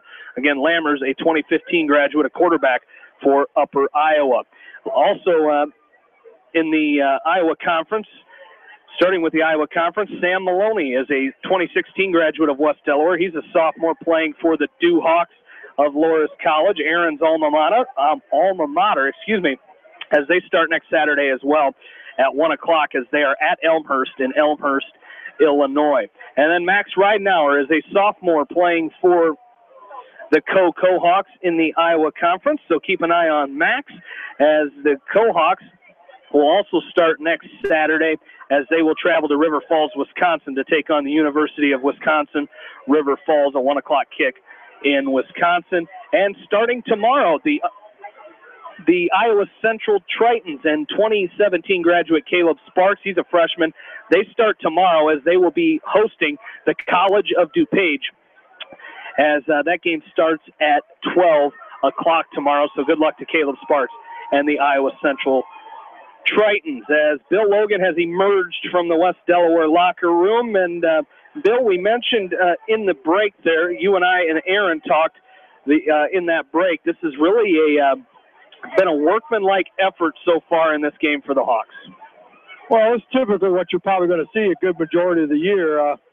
The last, I don't know how many years, we've had explosive running backs and a lot of 1- and 2-play drives, and you're not going to see a lot of those this year. They've just got, they've got 4 great running backs. They've got 4 wide receivers, and on a given night, somebody's going to have a good night. Somebody might not get to play too much because one guy's hot.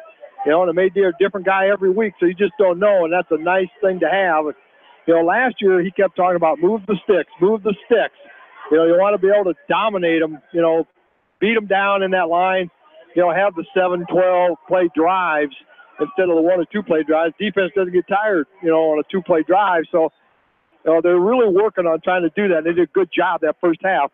They rushed the ball 19 times for 58 yards. Brees, the leader, with 9 carries for 33 yards. 13 out of 18 passing with 2 picks, 178 yards. So a lot of passing yards, which Hawk fans the last 6 to 10 years are used to a lot of passing yards. So a great job tonight by Nick Casey and the receivers. So 236 yards of offense and 36 plays. So it's close to that 40-play number that he kind of was hoping he'd be able to hit tonight here running this up-tempo offense. Offensively for Independence, Hawks defense doing an outstanding job here. They have 16 rushes for just 26 yards, so less than 2 yards a carry. They're being led by quarterback Schmidt, 10 carries for 22 yards.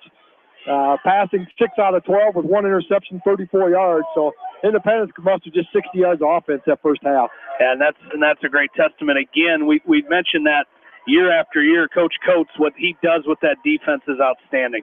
Oh, it's just amazing. You watch these coaches down here, and then you go into halftime and listen to them, listen to the players, adjust. The thing I found kind of ironic, it's cliche. We talk about it, the biggest improvement between week 1 and week 2. Well, they talked about that. So let's see what the biggest improvement is between the first half and second half. Which team can make the proper adjustments against each other tonight. And that's one thing I've always been very proud of what the Hawk coaching staff and players have been able to do, is make some tremendous adjustments at halftime. And they were talking about some things that they're going to have to watch out for here, some things that they're going to try offensively, so it should be an interesting second half. I know it's week 1 for you, but you're 0 for 1 in first down projections, so I need you to improve from the first half to the second half as well. New glasses coming next week. New glasses next week, so we'll see improvement from week 1 to week 2 then. Hopefully from first half to second half. Thanks, buddy. Yeah, thanks. Bill Logan down on the West Delaware sideline. Aaron, a very good first half. You mentioned it. I'm taking your words, a workmanlike effort. Yeah, absolutely. And I think it's if you talk to Coach Winkowicz after the first half, he'd probably be pretty darn happy with how the first half went. Defense pitching a shutout. Hawks put the ball in the end zone 3 times, 1 via the pass, 2 via the run. So there's good balance there. I'd say for week 1, this is a pretty good showing for the West Delaware Hawks. And typically your biggest jump is from week 1 to week 2. So hope the Hawks can put a couple more scores on the board and continue to play good defense and get out of here injury-free and move on to next week. But right now, it's things are looking good. The Mustangs will receive the second half kickoff. Some quick scores before we start our second half here. Anamosa leading Monticello 14-0 in the second quarter. Western Dubuque at halftime leads Dubuque Wahlert 9-0. In the second quarter, Cascade leading Maquoketa 27-0. And also in the second quarter, North Lynn leading North Tama 13-0. Don't forget, volleyball fans, don't miss next week's broadcast as West Delaware travels to Mount Vernon to take on the Mustangs in a WAMAC conference matchup. Join Joan Salo and me as we start the season off with the varsity contest starting at around 7:30 right here on KMCH. The West Delaware Hawk volleyball team will be in action tomorrow. As I mentioned, there's a lot of West Delaware West Delaware Hawk versus Mustang matchups here in this first week. The Hawks playing Independence Mustangs today on the football field. The volleyball team at the Mustang tournament tomorrow. Next Thursday, the Hawks play the Mount Vernon Mustangs in volleyball. Next Friday, the Hawks play the Mount Vernon Mustangs in football. So a busy Mustang week. And I believe the cross-country team ran the cross-country meet that had to defend the Hempstead Mustangs. And Mount Vernon. They were at Mount Vernon for that first cross-country meet. Cyrus Butters takes this Derek Krogman kick. He's going to be run out of bounds at about the 20-yard line. Great pursuit by the Hawks there as Butters is run out of bounds, that time by the Hawks, as Gavin Soppy in to run him out of bounds there, as the Mustangs will take over 1st and 10 at their own 20-yard line. Just underway here, second half. Hawks lead 21-0, and the Mustangs starting their first drive of this second half. Again, just as they're starting this first drive, just 4 first downs in this game. 3 offensively, as this first pass is a screen pass to Butters on the right side. He's going to pick up about 3 or 4 on that before he runs into a host of Hawks on that far sideline. A nice 3-yard gain there by Butters. It'll be second down and about 7 for the Mustangs here. Again, we mentioned Hawkeye football starting next week, college football basically starting next week, and you can catch every one of the Hawkeye football games right here on Mix 94.7 KMCH. Pre-game is about 2 hours before the kickoff, so don't forget, tune in to Hawkeye football every Saturday here on KMCH with Gary Dolphin, Ed Podolak, Robbie Brooks, and the rest of the Hawkeye radio network. As Seth House is the ball carrier here as he tries to get to the edge, as he's going to be brought down after a gain of about 1 yard. Grant Morris and Harrison Goebbels combine on the stop there, as they're going to lose yardage. Yeah. It's going to be 3rd down and 9 here for the Mustangs. And, one of the couple questions, Jamie, come in, we didn't know how the lines for the Hawks were going to be, the defensive and offensive lines. And, well, I tell you what, both lines have played really, really well tonight so far in this first half and into this third quarter. As Schmidt looks to pass, he rolls to his right under pressure, going to throw down the sideline. He's got a man, and it's going to be a nice catch there. He's out. They're going to call him out of bounds. Is coming up with the catch, but out of bounds was Schmidt, that was Zach Snyder, as it'll be 4th down and 9 here for the Mustangs, and it looks like they will punt it away to the Hawks. Again, West Delaware leading 21-0 here with 11 minutes left to go in quarter number 3. As Hunter Crawford will head back to punt this one away for the Mustangs. Drew Wubena deep to receive for the Hawks, as it's 4th down and 9 for the Mustangs. The left-footed kicking Crawford pops this one up in the air, get out of the way. Hawks, as it takes an Independence bounce, and is going to be rolled dead at the 39-yard line, and that's where the Hawks will start this drive. 1st and 10 from their own 39-yard line, 10:50 left to go here in quarter number 3. And now we will see the West Delaware offense for the first time in the second half. And you hope, just like the defense, Jamie, you hope defense came out, 3 and out, forced Independence to punt. You hope this offense can do what they did in that first half, mix the run and the pass in together and move the ball down the field efficiently and hopefully put the ball in the end zone. You mentioned that evenness, 7 first downs through the air, 5 on the ground in that first half, as Helly, the back here for the Hawks, as he carries it up to the 41-yard line. That'll be a pickup of 2 by Jared Helly as he brings it across to the 41-yard line of West Delaware. It'll be 2nd down and 8. Here with 10:30 left to go in quarter number 3. Hawks leading 21-0. Casey comes set, 3 bunch receivers to the right. Now Casey's going to keep it himself. He's going to be tripped up in the backfield. Nice play by the Independence defense there, as coming up and making that stop for the Mustangs was Tristan Cordes, and he drops Nick Casey in the backfield. It'll be 3rd down and 12 for the Hawks. Ball back.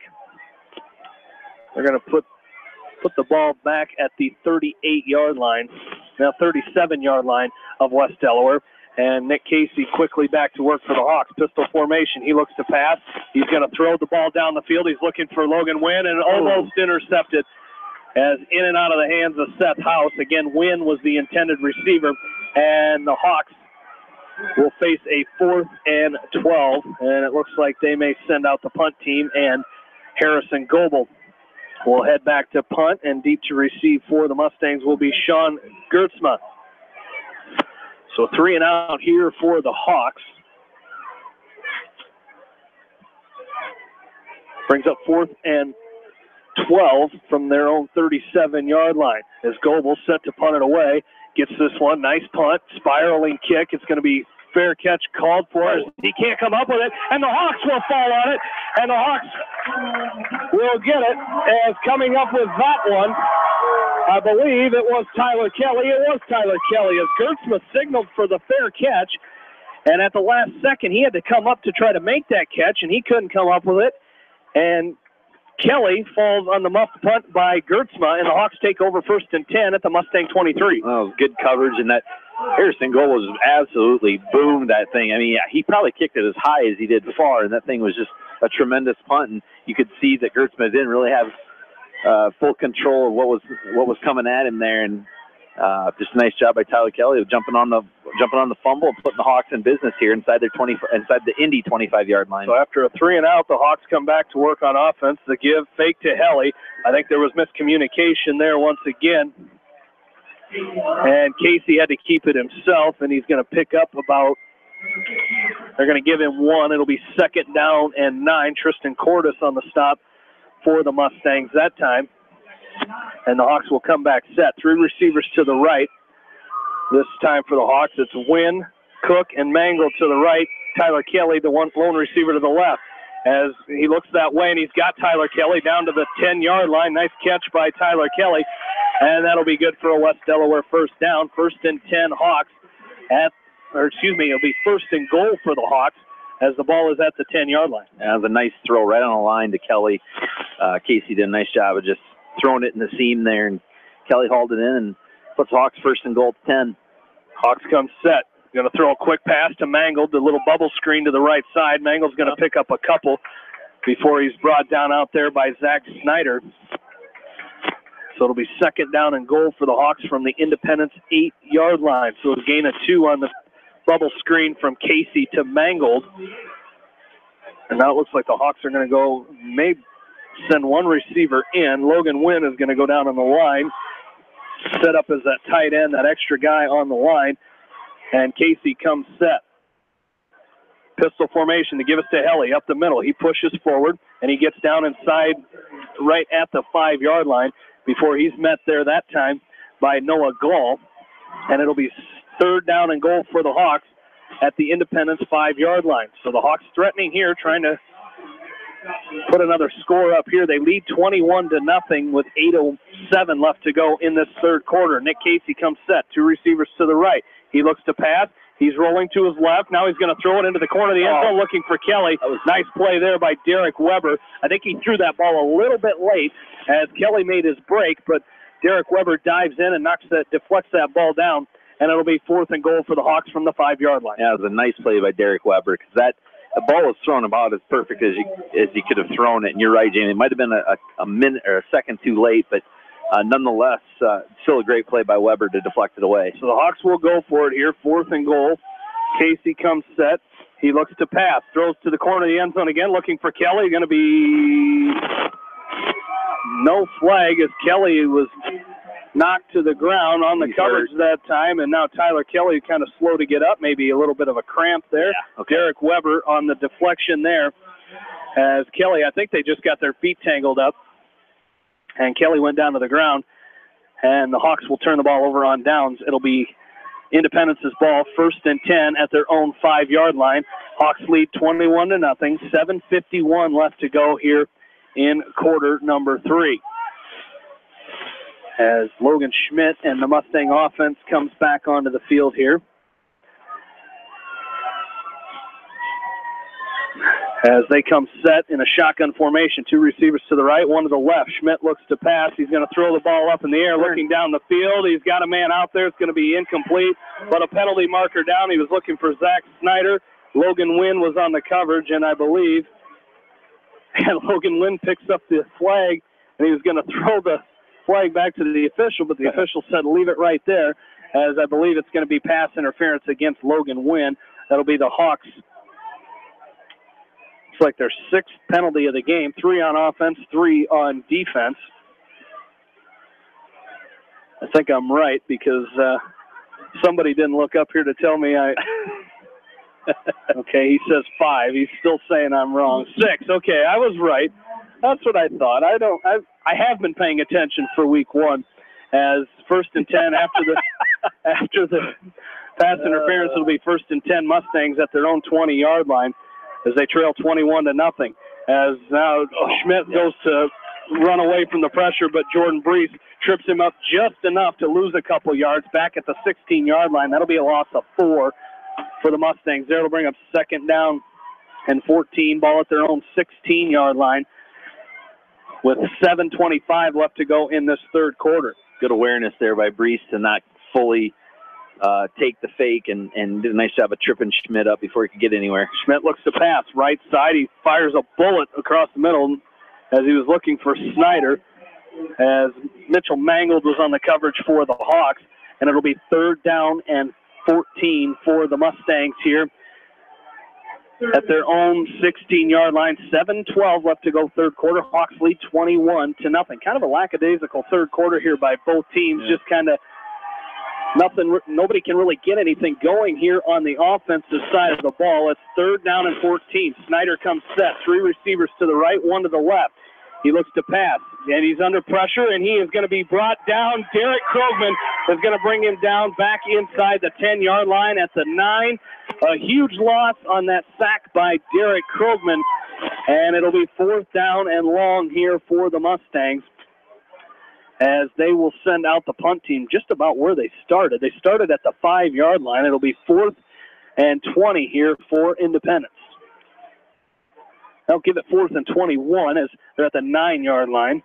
6:40 left to go in this third quarter. Hawks up 21-0, and Hunter Crawford set to punt it away, standing in his own end zone. High snap out of the back of the end zone, and it'll be a safety. It's out of the back of the end zone. That'll be a safety, and the Hawks will take 2 points there. It'll be 23-0 here in favor of the Hawks. We will take a quick break and come right back. Hawks lead at 23-0, 6:28 left to go, third quarter. We're back after this from KMCH Sports. In sports, as well as banking, numbers mean everything. Making sure you have experienced athletes and bench strength are a critical combination for a winning team. The same goes for our F&M team. With an average longevity of 15 years and 28 members strong, F&M is consistently showing strength in numbers. F&M Bank, the right choice, member FDIC. Just like you take pride in your vehicle, we take pride in the service work we provide. This is John from Georgian Auto in Manchester. Whether it's routine maintenance or major repairs, we'll take care of your car and get it back on the road.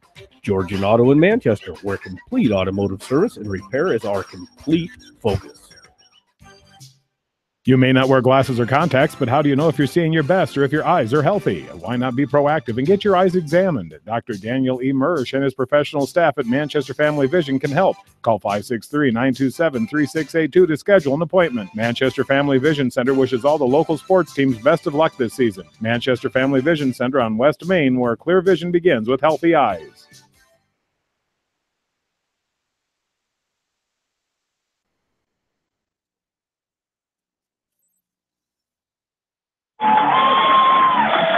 Gavin Soppe on the return of that free kick from Hunter Crawford, and he brings it out to the 42-yard line, down to the 42-yard line of Independence. Nice return on that free kick by Gavin Soppe, and the Hawks will take over 1st and 10 at the Mustang 42, leading 23-0 after that safety. Yep, and that safety, Jamie, come on a snap over the punter, Hunter Crawford's head in the back of the end zone, puts the Hawks up now 23-0 with 6:21 to go here in this third quarter. And hopefully the Hawks now can get the great field position, kind of get that running and passing game balance going again like they did in the first half. 4 wide receivers as Casey looks to pass. He hits his receiver down in the middle. That's Mitchell Mangold as he's brought down out there, as being brought down by Noah Gall, but a nice first down catch there by Mangold. And it is going to be a 1st and 10 for West Delaware at the Independence 26-yard line. Hawks leading 23-0 here. 6:10 left to go in this third quarter. Casey comes set, pistol formation. Behind him is Caleb Curley, and Caleb Curley gets the carry here as he's going to be brought down that time by Tom Reif as Curley brings it down to the 24-yard line. That'll be a pickup of 2. Pickup of 2 that time to the Mustang 24-yard line, bring up 2nd down and 8. So, again, we talk about how good the skill positions are for the Hawks. This is the 3rd running back that we've seen, and this one's going to be catched by Logan Wynn down at the 10-yard line. Nice catch there by Logan Wynn. And, you talk about Caleb Curley coming into the game here. You're talking about a kid season. I've got it somewhere, Aaron. Yeah. I know I do. There it is. As Caleb Curley, 1,132 rushing yards last season, is coming in as the 3rd-string running back, and he's in the ball game now. First and goal. They give to Curley up the middle. He pushes forward inside the 10 to about the 9-yard line. So maybe a gain of 1 that time by Curley. Well, you mentioned it too in the pregame, just the bench strength and the depth that they have in the skill positions, like running back, like receiver. So, and it all it does is it keeps guys fresh. It looks like they're going quarter by quarter right now, and now you're bringing in yet another fresh running back. 23-0, 4:55 left to go, 3rd quarter. Casey rolls to his left. Looks like a design run. He cuts back. He's down inside the 5 to about the 4-yard line, where he's going to be brought down out there by Hunter Crawford. And it's going to be 3rd down and goal for the Hawks. Ball at the 5-yard line of Independence. Looking to score here. They had a little trouble here in their last drive trying to convert. They turned the ball over on down, as they're going to get another shot at it here. 4 wide receivers, 2 each way for West Delaware. Casey comes set, fakes. He's going to throw across the middle into the end zone. That's got to be caught. Nice catch and a touchdown by Tyler Kelly. His 2nd receiving touchdown of the night, and the Hawks take a 30-0 lead. Yeah, just a nice throw by Casey in the back of the end zone there. And Tyler 29. Kelly. Let me check that. 29-0 lead. Yeah, just a nice throw by Casey and a nice catch by Tyler Kelly. Right in the back of the end zone. Casey threw it only where Tyler Kelly could catch it, and Tyler did a nice job of just sliding through the back of the end zone and hauling it in for the touchdown. The extra point is up, and it is good. It's 30-0. Hawks lead.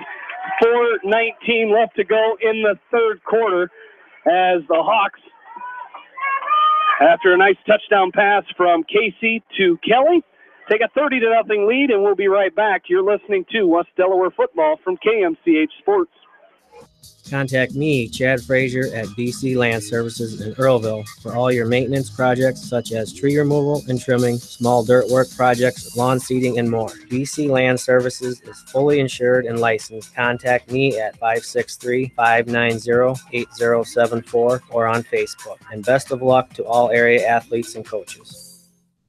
Wapsie Valley Creamery in Independence is a family-owned business dedicated to serving family-owned dairy farms in Northeast Iowa, Northwest Illinois, and Southwest Wisconsin since 1906. Wapsie Valley Creamery Incorporated in Independence, partners in excellence.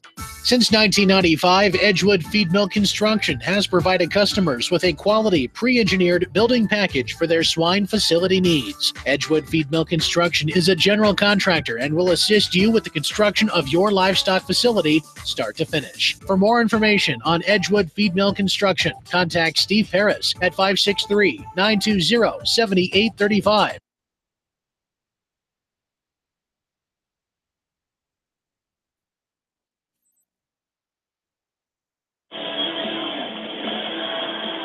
Back into Brownfield, 30-0 West Delaware leads. 4:19 left to go in this 3rd quarter. Derek Krogman set to kick off for the Hawks. His kick is away, and it looks like it is going to be Sean Gertzma who takes it from his own 10-yard line, and Gertzma is going to be brought down. As coming up and making the stop for the Hawks is Jared Helly,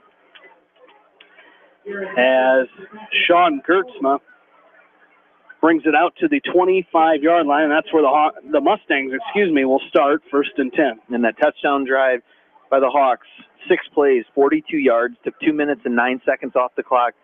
Nick Casey to Tyler Kelly, 2nd time tonight, 2nd touchdown pass by Casey, 2nd touchdown reception by Kelly, 5-yard touchdown, puts the Hawks up now 30-0. Shotgun formation, the ball's on the ground as they tried to send a receiver in motion. That was Seth House. And Schmidt stood alone in the backfield, and they're going to lose about 5 yards there as he's going to go back to the 20-yard line. Harrison Goebel falls on Schmidt, as it's going to be a loss of 4 yards. It'll be 2nd and 14 for the Mustangs. Ball at their own 21-yard line, trailing 30-0 here. Here with 3:45 left to go in the third quarter. As a pass coming in under pressure and going down is Schmidt, as coming up and making the stop for the Hawks. Coming up and making the stop that time for the Hawks was Matt Wickman. Man, there's about like 3 of them back there. I don't know how you decided on just one. It seemed like there were 3 or 4 Hawks in that backfield, in the Independence backfield.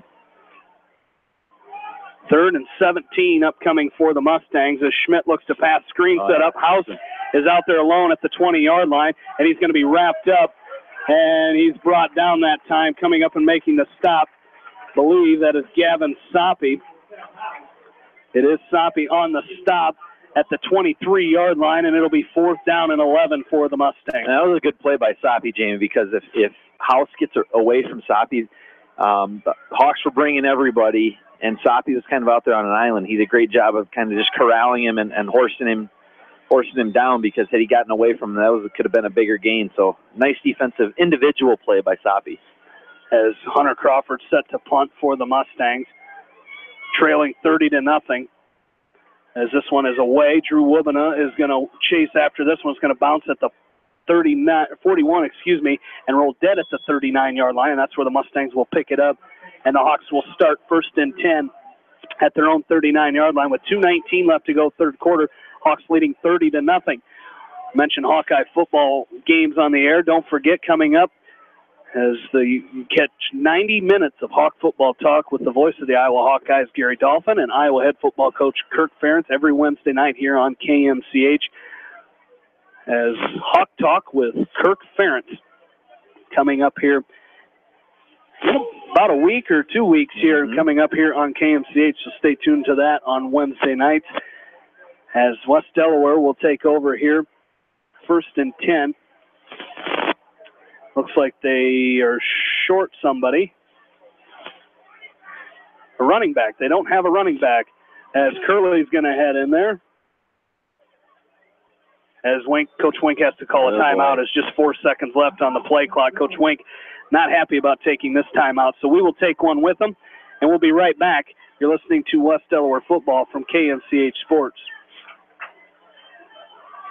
This is Fred Smock from Dunlap Motors in Independence with Chevy, Buick, and certified pre-owned Chevy, Buick, and GMC, and nearly 300 new and used cars and trucks in stock. We have big town inventory with small town service. Go to DunlapMotorsIndy.com. Pets Allowed in Independence, proud to support all area athletes, coaches, and fans. Pets Allowed has been your pet's lodging, grooming, and training specialist for over 16 years. Contact Pets Allowed at 319-334-7387, 319-334-PETS in Independence.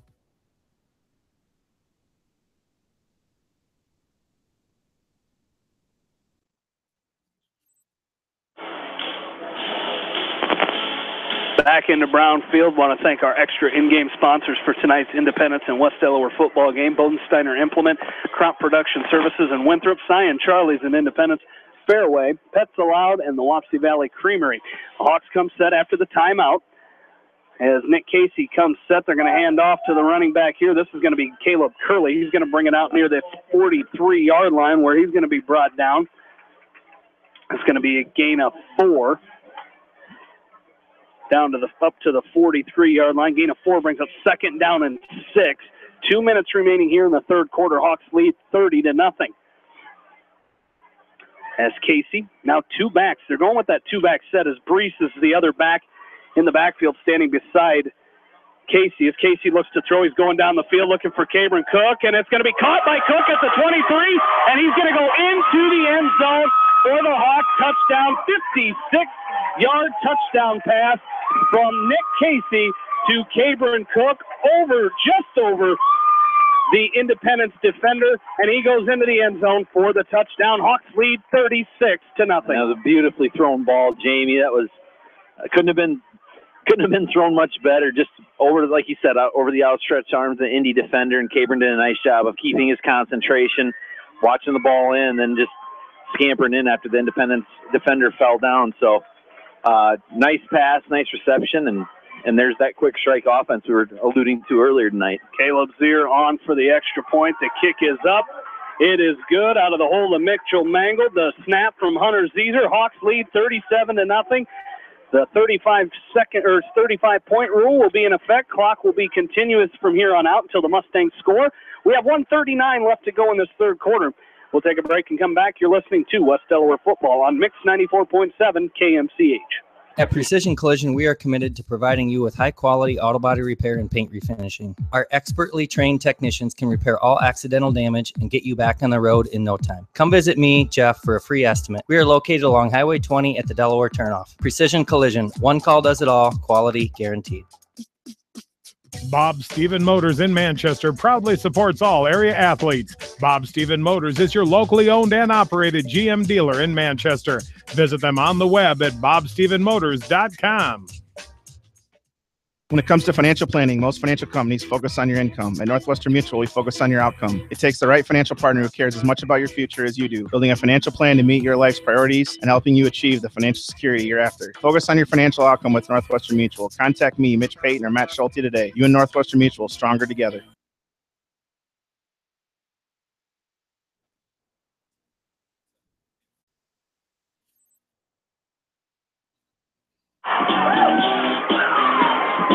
Back into Brown Field, Cyrus Butters will take this kick at his own 10-yard line off the kick of Derek Krogman.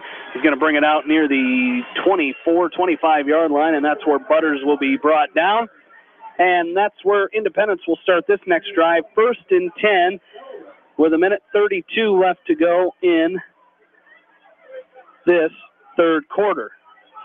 And that touchdown drive, Jamie, by the Hawks. 2 plays, 61 yards. Nick Casey to Cabron Cook with the 56-yard touchdown pass. Puts the Hawks up now 37-0 with 1:25 to go here in the third quarter. And again, continuous clock. After a team is up by 35 points, the clock is continuous. Only stops for touchdowns or timeouts. And it looks like the Mustangs have someone coming late onto the field as Schmidt will get set. They've got a tight end, and now the Mustangs want a timeout here with 1:07 left to go. 1:07 left to go here in this third quarter.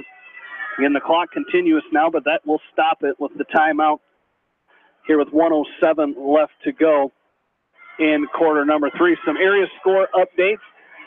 Anamosa leading Monticello at the half. What a great game down in Jones County tonight. 34-21, the halftime score.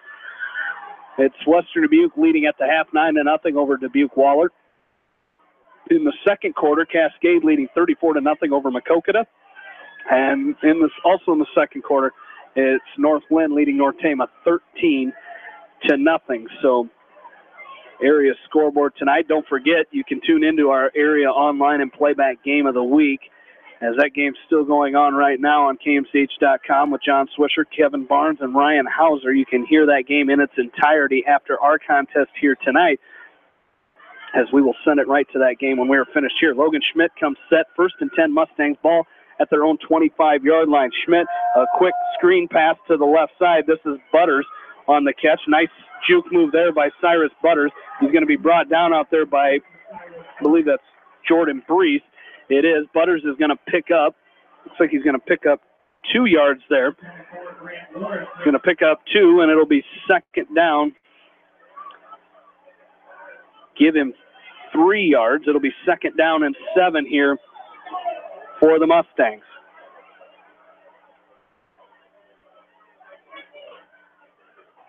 As Schmidt comes set, looks to pass, throwing down the right side. He's got a receiver out there, jump ball, and coming down with that. Nice catch out there, Zach Snyder. And both players getting up a little slow, as going up to get that one was Logan Wynn. He's limping a little bit, as is Zach Snyder, as he got brought down, looked like on his chest a little bit. And Snyder's going to head to the sideline. As is Wynn. Wynn's going to head to the sideline as well, gimping a little bit, as lost our scoreboard momentarily. Is that the half, or is that the quarter? At the end of the quarter. That is the end of the third quarter. So the third quarter comes to an end. West Delaware leads 37-0 We will take a break and come back. You're listening to West Delaware football from KMCH Sports.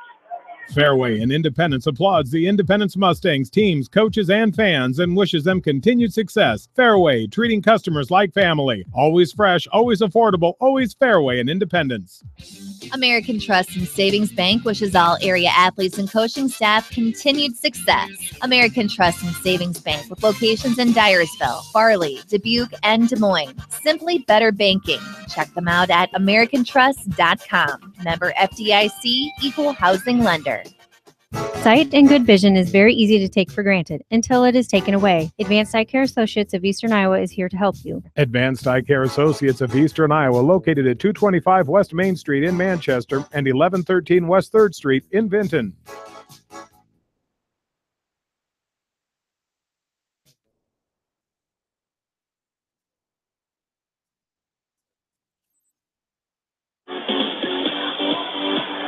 To the fourth quarter we go. Hawks lead it 37-0. Independence has it 1st and 10 at the West Delaware 49-yard line after that nice play by Zach Snyder.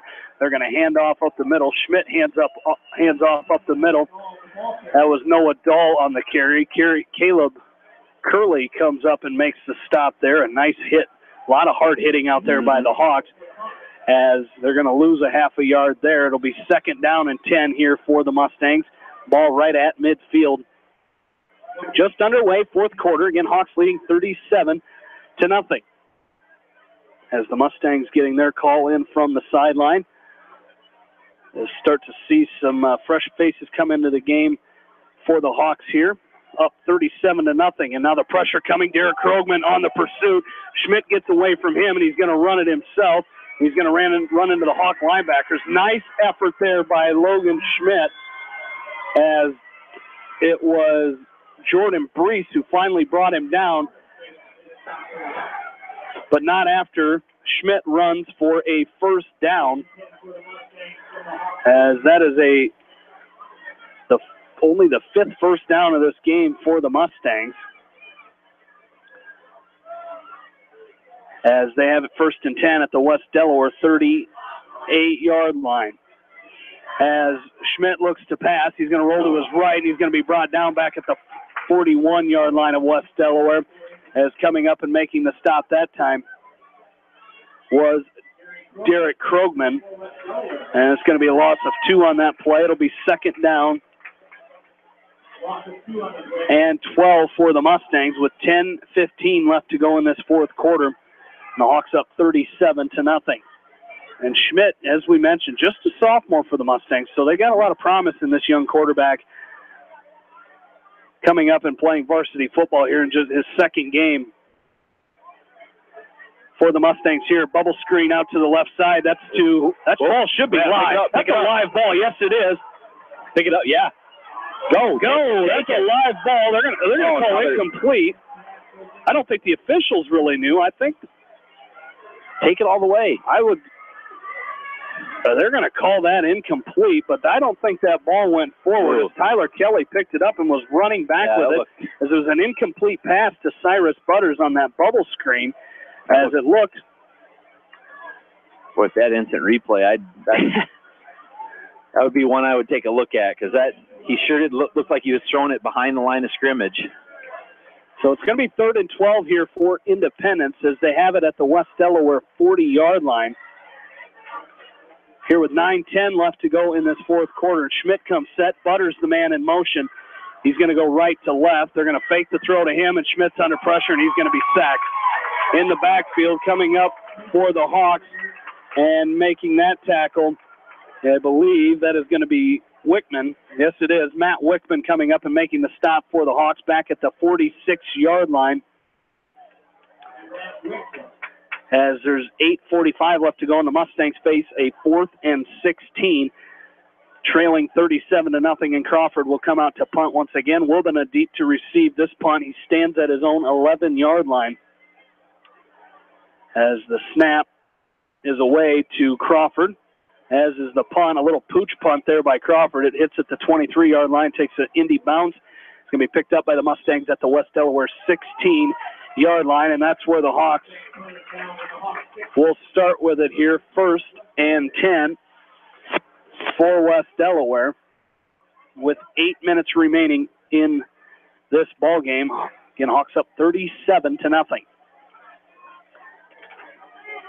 It's a great performance here by the Hawks here tonight. You mentioned the balance attack, passing and running. The Hawks have had 10 first downs through the air, 6 on the ground here in this ball game. By my numbers. Yep. By Bill's numbers as well. I got the thumbs up. 7:30 left to go in this ball game. The give is up the middle for the Hawks. Casey hands off as the ball carrier this time is going to be brought down by Hunter Crawford. That's Caleb Curley. Brought down by Hunter Crawford. Curley, the ball carrier, has it at the 24-yard line. It's a gain of 8 by Caleb Curley. And it'll be 2nd down and 2 for the Hawks here as Casey comes set, hands off to Curley once again. He's going to fight for it. He squeezes through there. I believe he picks up enough for the first down before he's brought down by Tristan Cordes, and it is going to be a first down for the Hawks. First down for West Delaware. And now we have an injured Mustang down on the field. Don't like to see that, especially this late in the game. Gabe Miller, the junior, is down on the field for the Mustangs, so that will stop the time at 6:52. 6:52 left to go in this fourth quarter.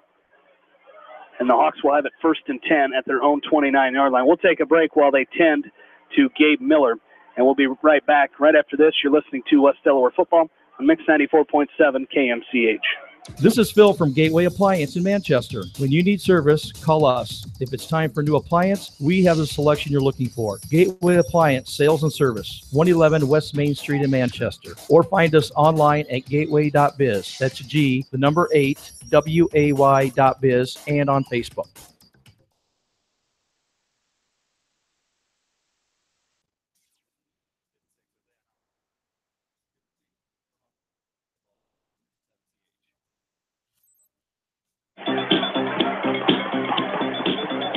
Back into Brownfield as Gabe Miller goes off the field under his own power, so that's good to see. As the Hawks come back set, they're going to hand off to Jordan Brees, that second back, and he rumbles up the middle, and he picks up about 12 yards there, and that's going to be good for a Hawk first down up to the Hawk 41-yard line. It looks like Brees may be a little slow to get up, holding that left calf, and that's what you see a lot of early on in the season, Aaron, a lot of cramping by players, especially early on in the season. Brees is going to ask for help up. I think he knows it's probably a cramp. Those are painful. Yeah. Oh, man. Especially when you get them in the middle of the night, wake up with a cramp in your calf, and you just want to scream, and Brees is going to get help off the field. Get it stretched out and get some fluids in him, and need some pickle juice down there. As Jared Helly will come in as the running back here for the Hawks. Clock continues to run here. 6:25 left to go in this contest. Hawks up 37-0. They're going to hand off to Helly up the middle. This is Curley. This is Curley carrying forward for West Delaware, and he's going to be brought down this time. Brought down out there by the Mustangs. That is Lucas Dawson on the stop for Independence, as it's going to be a gain of 1 for Curley. 2nd down and 9. As the Hawks come set, pistol formation, one extra back there right behind the line is Helly, as Curley sneaks through, and he brings it up to the 49-yard line. That'll be a gain of 8, and the Hawks will be about a yard away from a first down. Nice run there by Caleb Curley. Yeah, and Curley looked like he was going to be stopped there 3 or 4 yards short, and ended up just kind of squirting through the line there and picking up an extra couple yards. Give the Hawks a manageable 3rd down here, 3rd and 2. As the Hawks will come back set, Casey still in a quarterback, 2 receivers, one out, split out each way.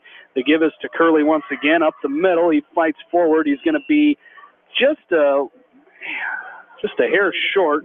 Needs to get to the 49 of Independence. He's right at the 50-yard line. It'll be 4th and inches here for the Hawks with 5 minutes left to go here.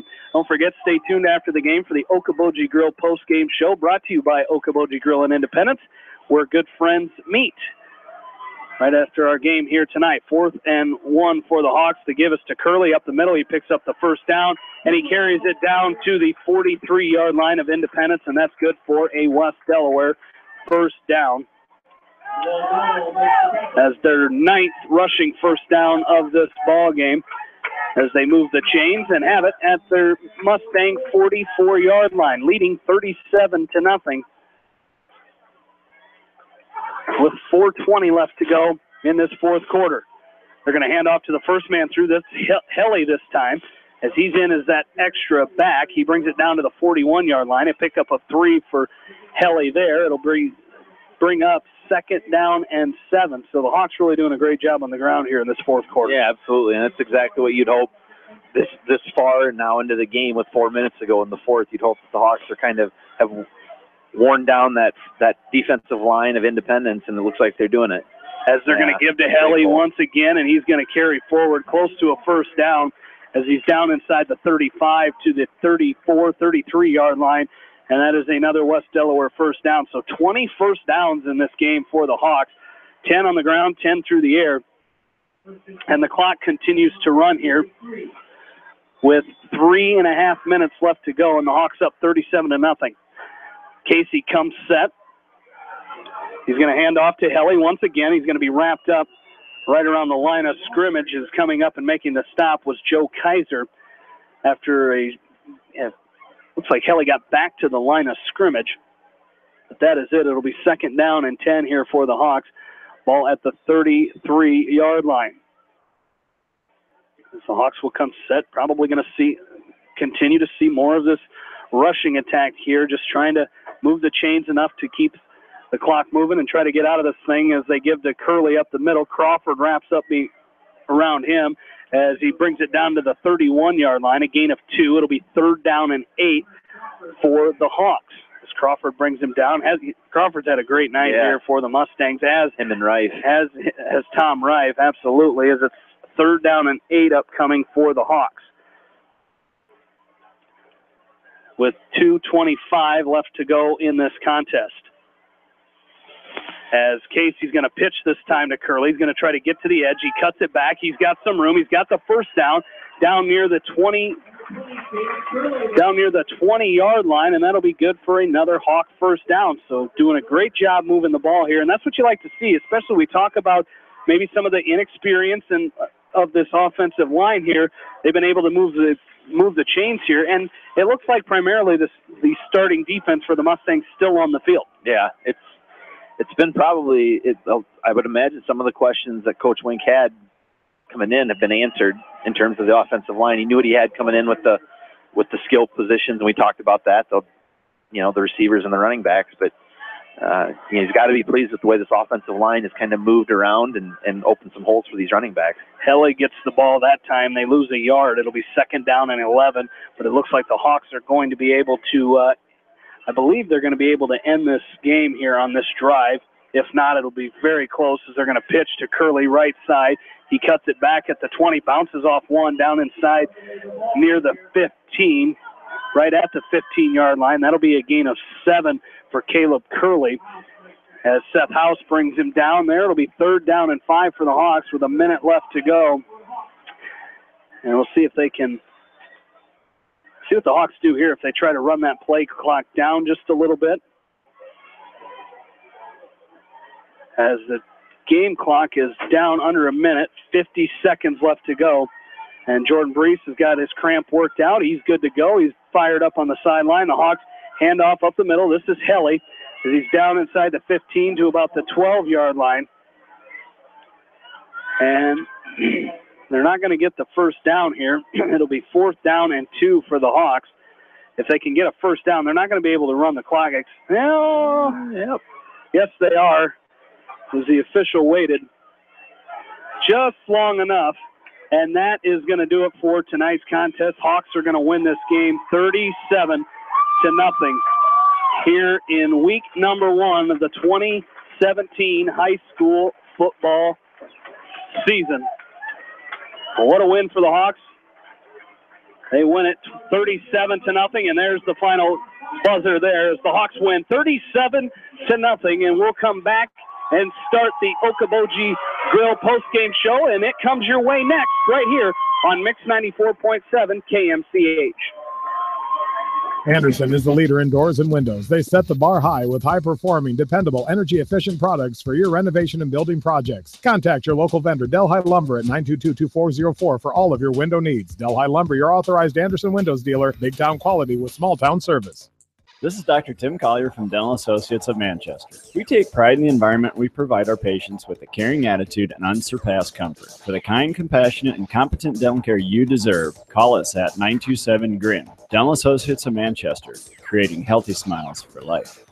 Are you looking for great food and a unique atmosphere? Then make Okoboji Grill your next lunch or dinner destination, or enjoy 2-for-1 happy hour every Monday through Thursday from 4 until 6 p.m. That's Okoboji Grill, 1749 Golf Course Boulevard in Independence. Okoboji Grill, where good friends meet. Hi, this is Jamie Vasky at Don & Walt LLC, your independent Lennox dealer in Manchester, encouraging you to plan ahead. Have us check your heating or air conditioning unit before you need it. For residential or commercial plumbing and heating needs and top quality Lennox furnaces and heating units, see Don & Walt LLC on East Main Street in Manchester, or give us a call at 927-2232. Cy and Charlie's in Independence sell the full line of top-quality Whirlpool appliances, including Maytag and KitchenAid at competitive prices. Cy and Charlie's offers professional delivery, installation, and factory-trained service. Best of luck to the Independence Mustangs from Cy and Charlie's, your Whirlpool, Maytag, and KitchenAid headquarters in Independence.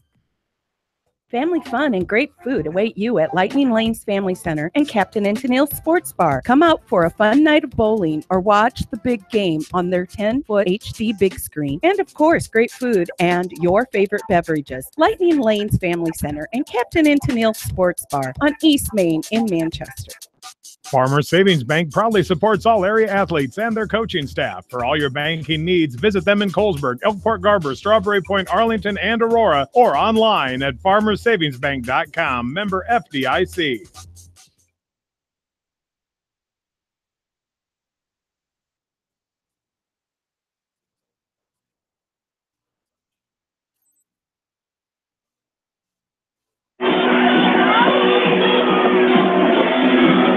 And welcome back into the Okoboji Grill post-game show, brought to you by Okoboji Grill in Independence. If you're looking for great food and a unique atmosphere, then make Okoboji Grill your next lunch or dinner destination, or enjoy 2-for-1 happy hour every Monday through Thursday from 4 to 6 p.m. That's Okoboji Grill, 1749 Golf Course Boulevard in Independence. Okoboji Grill, where good friends meet. Hawks victorious tonight, 37-0 over the Independence Mustangs. And pretty much from the from the start of this game, the Hawks led 7-0 after the first quarter, 21-0 at halftime. Scored a couple more touchdowns and executed on a safety, but win this game 37-0 over the Mustangs here tonight. Week number 1 right here at Brownfield. Great game by the Hawks. Great total team effort by the Hawks here tonight, Aaron. Yeah, absolutely, and it was fun to watch. The defense played really, really well. I think, I'll be curious to hear Bill's final stats, but I thought the defense played outstanding, shutting out the Mustangs and really not even allowing them to get to threaten to score. And then offensively, that balance that we talked about, they did a great job of throwing the ball, rushing and running the ball, keeping the ball on the ground and not turning the ball over on the ground. That was big too. So, all in all, Week 1 went really well for the Hawks, and you hope that now they take that next step forward going into Week 2, because next week I think the competition steps up with the Mount Vernon Mustangs. Absolutely. Head coach Doug Winkowicz joins us now, and Coach, got to be happy in all aspects. You come out after, not, just practicing with each other all for the whole preseason. You finally get to come out and hit somebody else, and you guys did it in all aspects of the game tonight, offensively, defensively, special teams. A great team effort by you guys here tonight. Yeah, I just told the guys that. I said the energy that we had pregame was unparalleled. I mean, I was so excited for these guys. They were so ready to go. The focus they brought into tonight was amazing. I thought we were very efficient. I thought we were fast. I thought we had high energy. All those things you hope for that Week 1 game. Well, you knew coming in that you didn't know how that offensive line, that relatively young offensive line would do. But I tell you what, you guys very workmanlike throughout that entire game. In the years past, we've seen the big plays, but tonight, just they mixed it up. You guys had 10 passing first downs, 11 first downs rushing. Just an outstanding effort by that offensive line tonight, really protecting Nick and allowing the running game to get going. Yeah, you got to give Indy a little credit. I mean, their defensive line was pretty good, and they were really trying to squeeze things on us, which gave us some other stuff. And, we got to run the ball better, but that's going to come. The thing I get excited about now is I get to watch these guys all weekend and see how much better we can get between now and next Friday, and I'm really excited to do that. I think we're really close. And it seems like a common theme every year. Coatsy does a great job with that defense, pitching the shutout in opening week here. He's padding his stats a little bit, but a great effort by that defense tonight as well. Well, you're not kidding. I tell you what, they threw the ball pretty well. I thought our kids were in great position, did a nice job of knocking balls down. We just played sound all the way across. I can't say enough about our secondary kids. They really did a nice job. And those front four, we got 5, 6, 7 guys rotating in there. Those kids really came to play tonight. It was fantastic. And one thing you always worry about, especially in week one, is you guys escaped relatively injury-free. You had a couple cramps that we saw during the game, but you got to be pleased. Nothing too serious here in this varsity level. Yeah, really happy. You always hope to come out injury-free. You're going to have a little cramp in here the first couple weeks, but I think our kids did a nice job of preparing for this. And, the one thing, too, you just never can quite gauge till you get out here is just kind of what conditioning you're in. And I tell you what, I was really, really happy with our kids that played a lot. We had those few guys that, are playing on both sides of the ball, and I think they did a nice job tonight of sustaining that conditioning must have paid off. Well, you're 1-0, and you take that record down to Mount Vernon next week. A very good team. They lose a couple big guys and a couple good athletes, but still a good team to get ready for next week in Mount Vernon. No, very good team. They got one of the best quarterbacks in the state. Last year I think they threw it 56 times against us, so they're going to go down and be exciting to.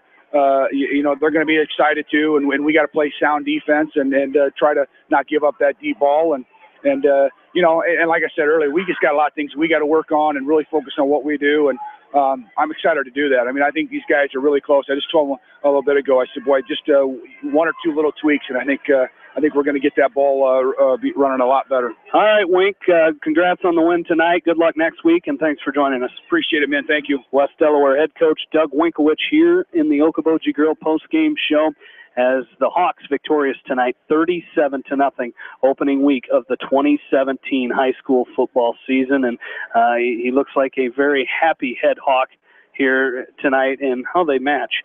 How cute. As a very happy head Hawk tonight for West Delaware after a 37-0 victory over the Mustangs tonight. As before we get Bill Logan hooked back up, let's take a look at our area scoreboard. Of course, we're going to have our area online and playback game of the week coming up as, of course, Anamosa currently leading 41-28, that game in the third quarter. Western Dubuque leading Dubuque Waller 12-10, that game in the fourth quarter. Also in the fourth quarter, Cascade leads Maquoketa 41-0. And another game in the fourth quarter, North Lynn leading North Tama 21-6. As we get Bill Logan hooked back up down there on the sideline, we will get it here in just a little bit, get his final stats. It looks like he's ready. I think he's ready. Bill, a real good team effort by the Hawks tonight in all aspects of the game. Well, I'm not sure that they did anything wrong tonight. Maybe didn't get quite as many yards rushing as we're used to, especially in the first half. But, for the first game, these kids came out with a lot of energy. Came out there very workmanlike. You guys kept calling it all night like workmanlike. Man, that's exactly what they did. They were trying to get 80 plays. That kind of was their goal. They got 69. Very, very close, but they probably would have gotten more, but they got the 35-second clock, the 35-point clock going, and that cut the game down fast in a hurry. But, tremendous job. The balance a little different tonight than what you'll see it next week. It's hard telling. Hawks just a great job here tonight. 42 rushes for 143 yards total. Pretty balanced. Curley came in with 12 carries for 53 yards. Breeze, 10 carries for 45 yards. And Helly, 14 carries for 38 yards. And between the three of them, that's 35 rushes. And that's a lot of pounding, but when you got three of them doing about 10 to 12 apiece, they're a little fresher, and Brees looks strong going in there tonight doing that. So nice job running. Nick Casey, 19 out of 27 passes with 2 interceptions, 3 touchdowns, 282 yards passing. Been a long time since the Hawks put up that kind of number throwing the ball. 425, and that's about kind of an average for what the Hawks have typically done over the last few years, just a little more passing. But you may see that more this year because of that, because it's a spread offense, and he's got a lot of weapons. Absolutely, and talking with Coach Wink in that postgame, Coatsy doing a great job on getting that defense ready, and that defense did a great job tonight, pitching the shutout against an Independence team tonight. Well, I feel sorry for Schmidt. He did a great job back there as a sophomore quarterback. But when you got those big linemen coming at you, and they're big linemen. Krogan came in there a couple times, and he's already 6'7", and then when he kind of jumps up in the air and puts his arms up, that's just impossible, So, that defensive line did a tremendous job tonight. As I said, they kept rotating them in and out. They did a nice job. The secondary did a nice job of defending that, but they'll get a big workout next week with that. But I think these guys are up for a challenge, and it'll be an interesting trip next week to Mount Vernon. Absolutely. Well, Bill, no Hawkeye prediction tonight, so you've got to kind of get that ready. And we were discussing at halftime. Did you win that last year? You did, didn't you? Didn't I win it 2 years ago? Didn't Swish win it last year? No, I won it 2 years ago. I think you won it last year. Okay. I believe. We're going to give you the win. I'm not giving Swish any credit. No, I don't know why you would, but you get the week off from Hawkeye football predictions, but you're going to have to get that ready for next week. That'll be an interesting one. It will, just to see how the new quarterback and how things are going to go for the Hawkeyes. But tell you what, that defense should be fun to watch. It'll be good. It'll be fun. It'll be hopefully a big house down at Kinnick Stadium holiday weekend, and hopefully big crowd and exciting time down there. All right, buddy boy. We will see you next Friday night down at Mount Vernon. Should be a fun time. Can't wait. All right, Bill Logan down on the sideline for us tonight and every night during the high school football season. Well, that is going to wrap it up for us here tonight. First off, want to thank our extra sponsors for tonight's contest: Bodensteiner Implement, Crop Production Services in Winthrop, Cy and Charlie's, Fairway, Pets Allowed, and the Wapsie Valley Creamery. And that's going to do it for our Okoboji Grill postgame show, brought to you by Okoboji Grill in Independence. And if you're looking for that great food and a unique atmosphere, then make Okoboji Grill your next lunch or dinner destination, or enjoy 2-for-1 happy hour every Monday through Thursday from 4 to 6 p.m. That's Okoboji Grill, 1749 Golf Course Boulevard in Independence. That's Okoboji Grill, where good friends meet. We want to thank the sponsors of West Delaware football on KMCH. Without them, this broadcast would not be possible, so we encourage you to get out there. Holiday weekend, Hawkeye football, Cyclone football, Panther football starting next week. When you need your tailgating supplies, please get out there and shop locally. I want to thank Janelle Tucker for running the board for us this evening, and most of all, thank you, the listeners. For my partners, Aaron Pleen and Bill Logan, this is Jamie Baskey saying good night from Brown Field in Manchester, Iowa. Once again, the final, the West Delaware Hawks 37, the Independence Mustangs 0. You've been listening to West Delaware football on Eastern Iowa Sports Station, Mix 94.7 KMCH. Stay tuned for this week's area online and playback game of the week as Anamosa travels up Highway 151 to take on Monticello in the Battle of the Cowbell. And with the call of that game, along with Ryan Hauser and Kevin Barnes, here's John Swisher. Have a good night, everybody.